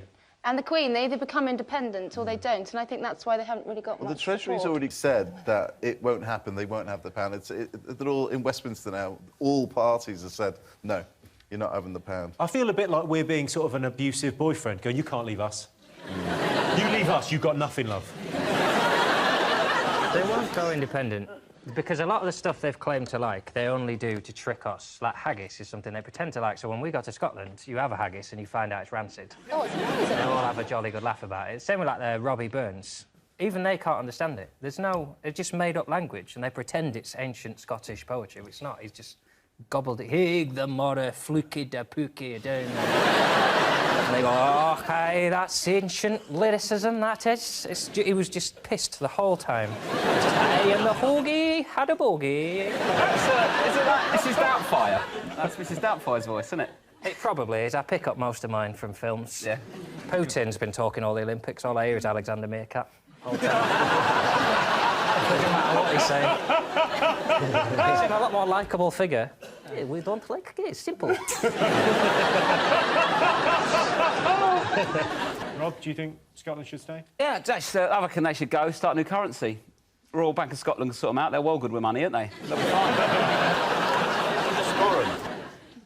A new sporran. It can be called a sporran, and there's 10 jocks in a sporran. And 50 pishes in a jock. So it'll be 8 sporran, 12 jocks, and keep the pish.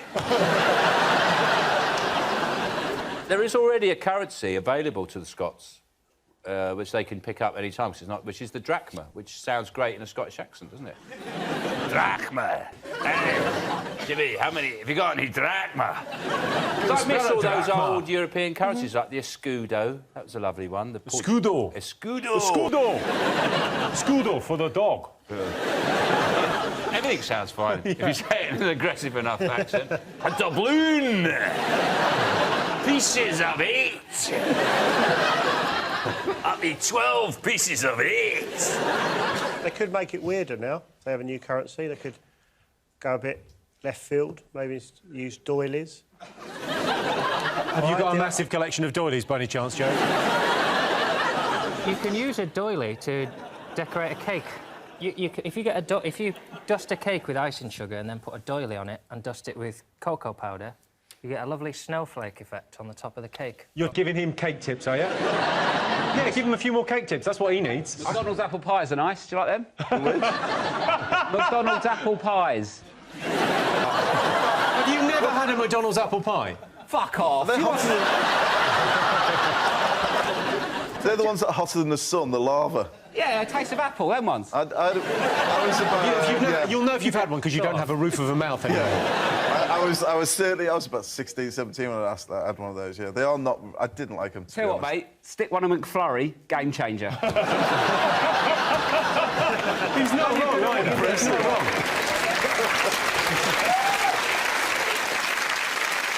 And I can tell you, Scotland losing the pound is not in our top 3, but... In September, Scotland will face a referendum on independence in which they'll be asked to either vote OK or OK no.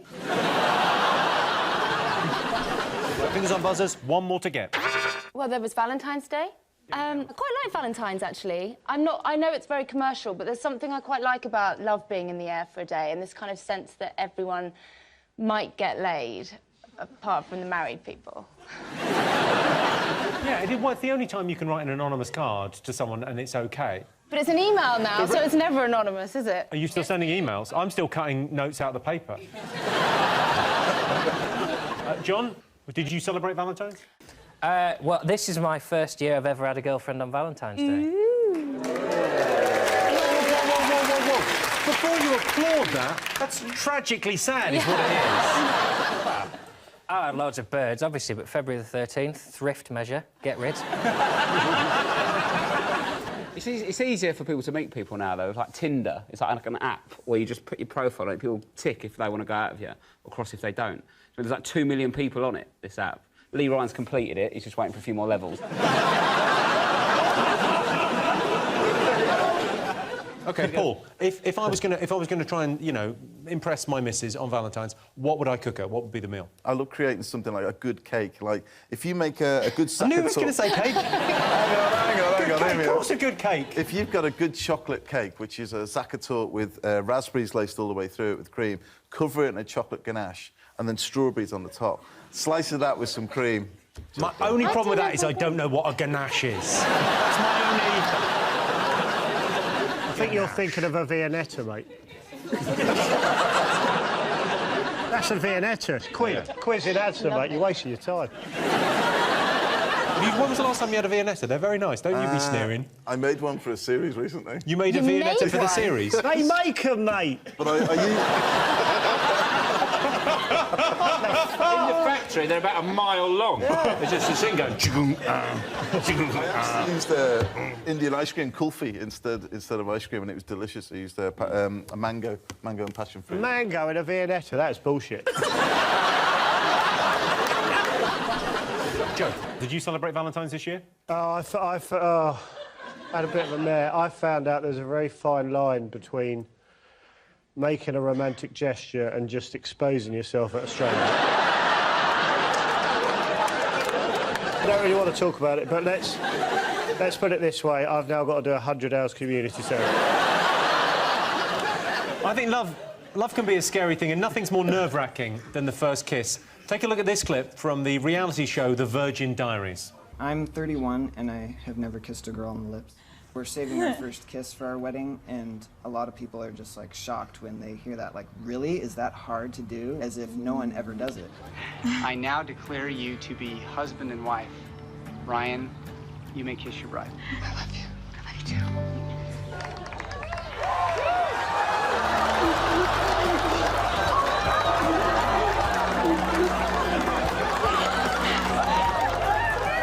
The kiss was,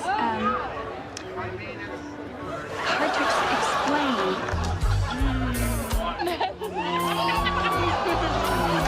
Strawberry lemon, Eddie. It tastes so good. Wow, it's a dream. Like, I get to, like, kiss them whenever I want to. We didn't have to hold back anymore. We could just be free with our love. I can't stop kissing. It's like, oh. She just went right at it. I can tell she's been holding back, and now she's not.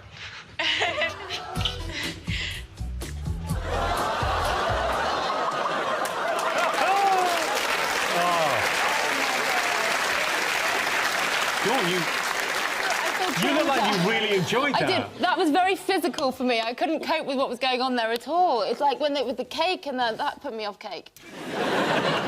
It was everything that's wrong with a kiss. Everything you don't want your partner to do when they kiss you is everything that they both did. Have a bite of cake halfway through. They looked like they were siphoning petrol.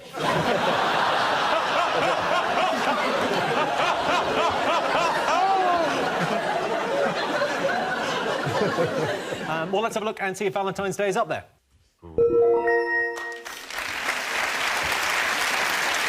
Yes, Valentine's Day was on Friday. It's estimated 6 million people popped the question on Valentine's Day. And that question was, can we have a threesome? So those were the most talked about things this week. But in other news, Flappy Bird creator Dong Win has withdrawn the game from the App Store. It's been the biggest slap in the face from a dong since Talisa.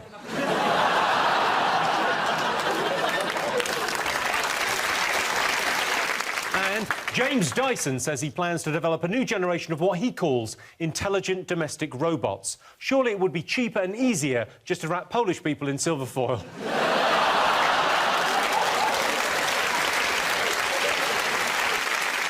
At the end of that round, it's 1 point to Sean and 2 points to John. Our next round is Pick of the Polls. Sean, pick a question. We've got a picture of Paul here. We'll have to choose Paul. Clooney with a beard. Look at him. You're so well-groomed, aren't you? Very well-groomed. Dashing. You look like you've come out of the sort of human equivalent of a dry cleaners. OK, here's your Paul Hollywood-related question. Most people consider themselves a good cook. True or false? What do you think? I think they do think they're good. Really? Yeah. Well, you would experience a lot of people who think they're good coming on your show. Some of the auditions, the people who come in for the auditions, it's incredible. I mean, I could strategically shave a chimp and by the matter of probability come up with something that's better than some of the stuff that I've seen. Really? Yes. I bet that hurts when you say that to their faces. At the early shows, is it like X Factor? Do you have the nutters in week 1 going, I made the cake? No, we do an audition process, which we do film just to see how they're going to react on camera. But you don't show us that? No. Why don't you show us the best bit? Do you think that would be worth showing? I want to see someone turning up looking like Joe Wilkinson going, I've done a cake. I've done a cake, don't eat it because it's not legal. We've had people... I kept it warm in my pants. Paul, are you better than Mary Berry? No, because Mary's not... I know she's not got long left, but are you... Do you know I met Mary's mother? You met Mary's mother? Yes. What, at a séance? That's just... You're in serious trouble now, my friend. Seriously, who do you rate out of... I've learnt a lot from Mary baking at home because actually doing one cake is sometimes trickier than doing 20 because the proportional size of the recipe and the way that it is. So I've got enough respect for her, absolutely huge respect for her. OK, I do a little bit of baking. I don't do a lot of baking, I do a little bit of baking. I bake cakes, and I just sort of... I think there's a lot of love in it when I bake. I baked that recently. It's just at home, just hanging out, and I just... Actually looks a lot healthier than me, doesn't it? It's a Sean Locke cake. What's it made of? It's held together with hate. No offence to celebrity chefs, but I think people could be a bit snobby about cooking. Because, I mean, some of the best chefs in the world are working in kebab restaurants. Have a look at this guy. I like the idea of the guy on the other side of the counter going, no, mate, no onion. Oh, never mind. But he starts throwing that knife around. Yeah, fine, I have onions. Joe, are you a hell of a cook? Yep. I only cook... Well, I only really cook chicken, Kiev, chips and peas. That's all you need? Yeah, every night have that, pretty much all year, except for, obviously, not on Christmas Day. I have turkey, Kiev, chips and peas. Do you like mini chicken Kievs? Mini ones, yeah. Juggle with them. Hot, hot, hot. That's how I learnt to juggle. Well, Dawn, you could have a cookery book based on your tweeting. You often tweet your food. I do, yes. You tweeted this a few weeks ago. Oh. I mean... I actually love cooking, and I cook a lot, and I am Oh, quite... yeah, well, you can say. Your pea to fish finger ratio is mental. But you know when you get to the end of fish fingers and peas and you've got no peas that are mashed in the ketchup, so you have to have extra peas to make sure that that doesn't happen. Oh, so they're contingency peas? You don't contingency. Oh, now you don't sound mental. Rob has a similar fish finger recipe that you may be interested in. He tweeted this picture. Oh, God. What happened there? Basically, what I do quite a lot is I turn the oven on, put stuff in it, and then just go. And that, basically, I put them on, I forgot about them, went out, come home, that happened, and it was in the middle of summer, we had an heat wave, and it was well hot in the house, because that was going on, and the heating was on, and my cat was groggy. From the heat, it was all over the place. John, what's your best dish? 12 fish fingers and 1 pea. I like when you've just got a load of shit left, because I only learnt to cook because I'm tight, so I don't waste stuff. So if there's a stick of rhubarb, half an onion and some Marmite in the fridge, that's tea. If you're a good cook then, Dawn, what's your kind of special, what's your go-to? My go-to is a one-pot cherry tomato and sausage bake. Very simple, but I have that with either mashed potato or quinoa or mashed potato, maybe you some... say? What's quinoa? Quinoa is a grain that is very good for you. It's a non-wheat grain. Oh, so it's quinoa. quite good if you suffer from... Yes. Quinoa. It's just like fat couscous, isn't it? I've had that. OK, so most people consider themselves a good cook. True or false? What are you going to go with, Sean? What do you think, true? I think true. Yeah. What do you think, John? I think probably false. All right, well, I can tell you the answer is true. 65% of people consider themselves a good cook. My girlfriend asked me to knock something up in the kitchen, and now our cleaner's pregnant. It's John, Dawn, Rob, what do you like the look of? We have the angry man. OK, you've chosen the angry man. Last week, a man from Missouri was given 2 years probation after sending 20 packages of his cat's poo to a company that rejected his job application.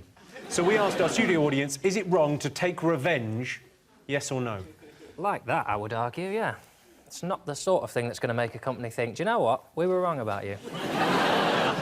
John, you ever taken revenge? I would like to say the sentence, I will have my vengeance. I'd like to say that at some point in my life. Treat yourself. Well, it just doesn't work now because you haven't done anything, have you? Oh, you fucking... It's weird because you wanted to say, I will have my vengeance in quite a masculine voice, but when you got pushed even slightly, you went, oh, you! Yeah. I will have my vengeance. Sean, have you ever taken revenge? Have I taken revenge? Have I taken revenge, Jimmy?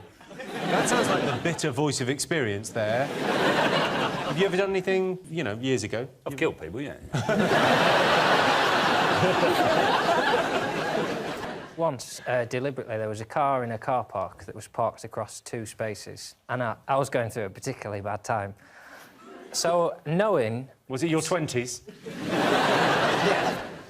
Knowing that it would damage my own car, I reversed as if I was going to park in the second space, knowing that I was going to hit their car, and just did it anyway.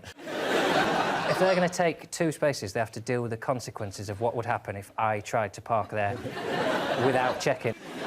I'm not saying it was a good thing to do, but I'm saying I enjoyed it at the time, and if I had the chance to do it again, I probably would. I did. I had something slightly similar. I caught this handicapped guy trying to use one of our spaces. I hope you had a word. Do you have a word? Oh, annoys me, you know. Joe, what's the best way you've got back at someone? Oh, the only thing I've ever done is bloke scratched my new pencil case, so I drove my van into the front of his house.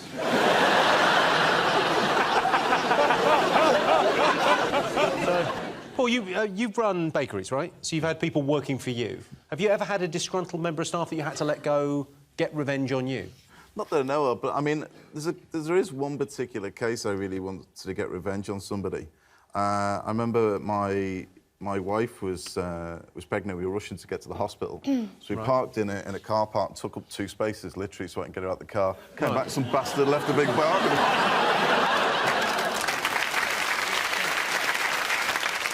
OK, let's get some answers on this. So, we asked the studio audience, is it wrong to take revenge, yes or no? John? I don't want to get it wrong and have the audience on my back. Is it wrong? I think it is wrong, isn't it? It's wrong to take revenge, but it's fun too. But the question is it wrong? It is not wrong, Jimmy, no. OK, all right, what are you going to go for, Sean? Yes. Yeah. Yeah. Yes. I can tell you the answer is no. Incredibly, only 30% of our studio audience think it's wrong to take revenge. So at the end of that round, Sean, Joe and Paul have 2 points, John, Dawn and Rob have 3 points. And the winner is the name of our final round. Here's your question. Best way to impress your in-laws? I just used a knife and fork. They're Irish. Do you know that the Irish don't put their knife and fork together after a meal? They don't put their knife and fork together? No, and it really spun me out for the first year of my relationship with my Irish husband because, firstly, I just never knew if he'd finished, which I found really uncomfortable. And secondly, I just thought when you... Was this just at meal times? Just at meal times. I never had a problem with in-laws. In-laws I'm good with. Mums and dads, they like me. I'm the sort of person you want to take home to your mum and dad and then leave, and then you go out and have a good time. Have a lovely chat about the route there. Love that. It's a cliched, hated question. Love a bit of that. How did you get here? I'll tell you, Ron. I'll tell you. Reversed into a parked car and then just went straight down the I like to behave when I meet my in-laws like a little Japanese girl. I come in and I bow at everything. I bow like that. And every time they say something, I go... They love that. And everything they say, I go... And I think that really makes them like me. And it creates a sort of warm... They relax. Another good one is, if they've laid out a lovely tea, just pick up the trifle and do it in one go like that.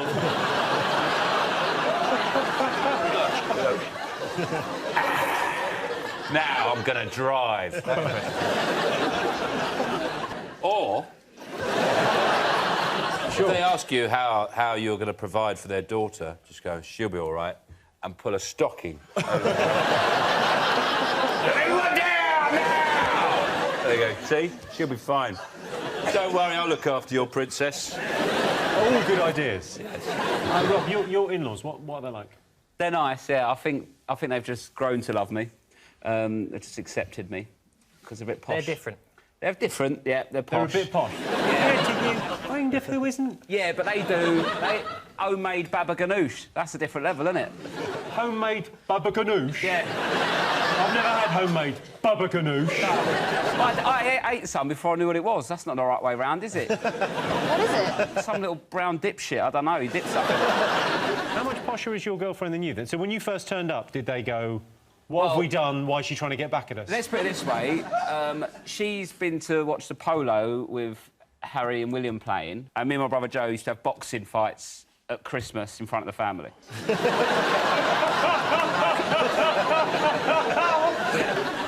OK, best way to impress your in-laws. What do you think?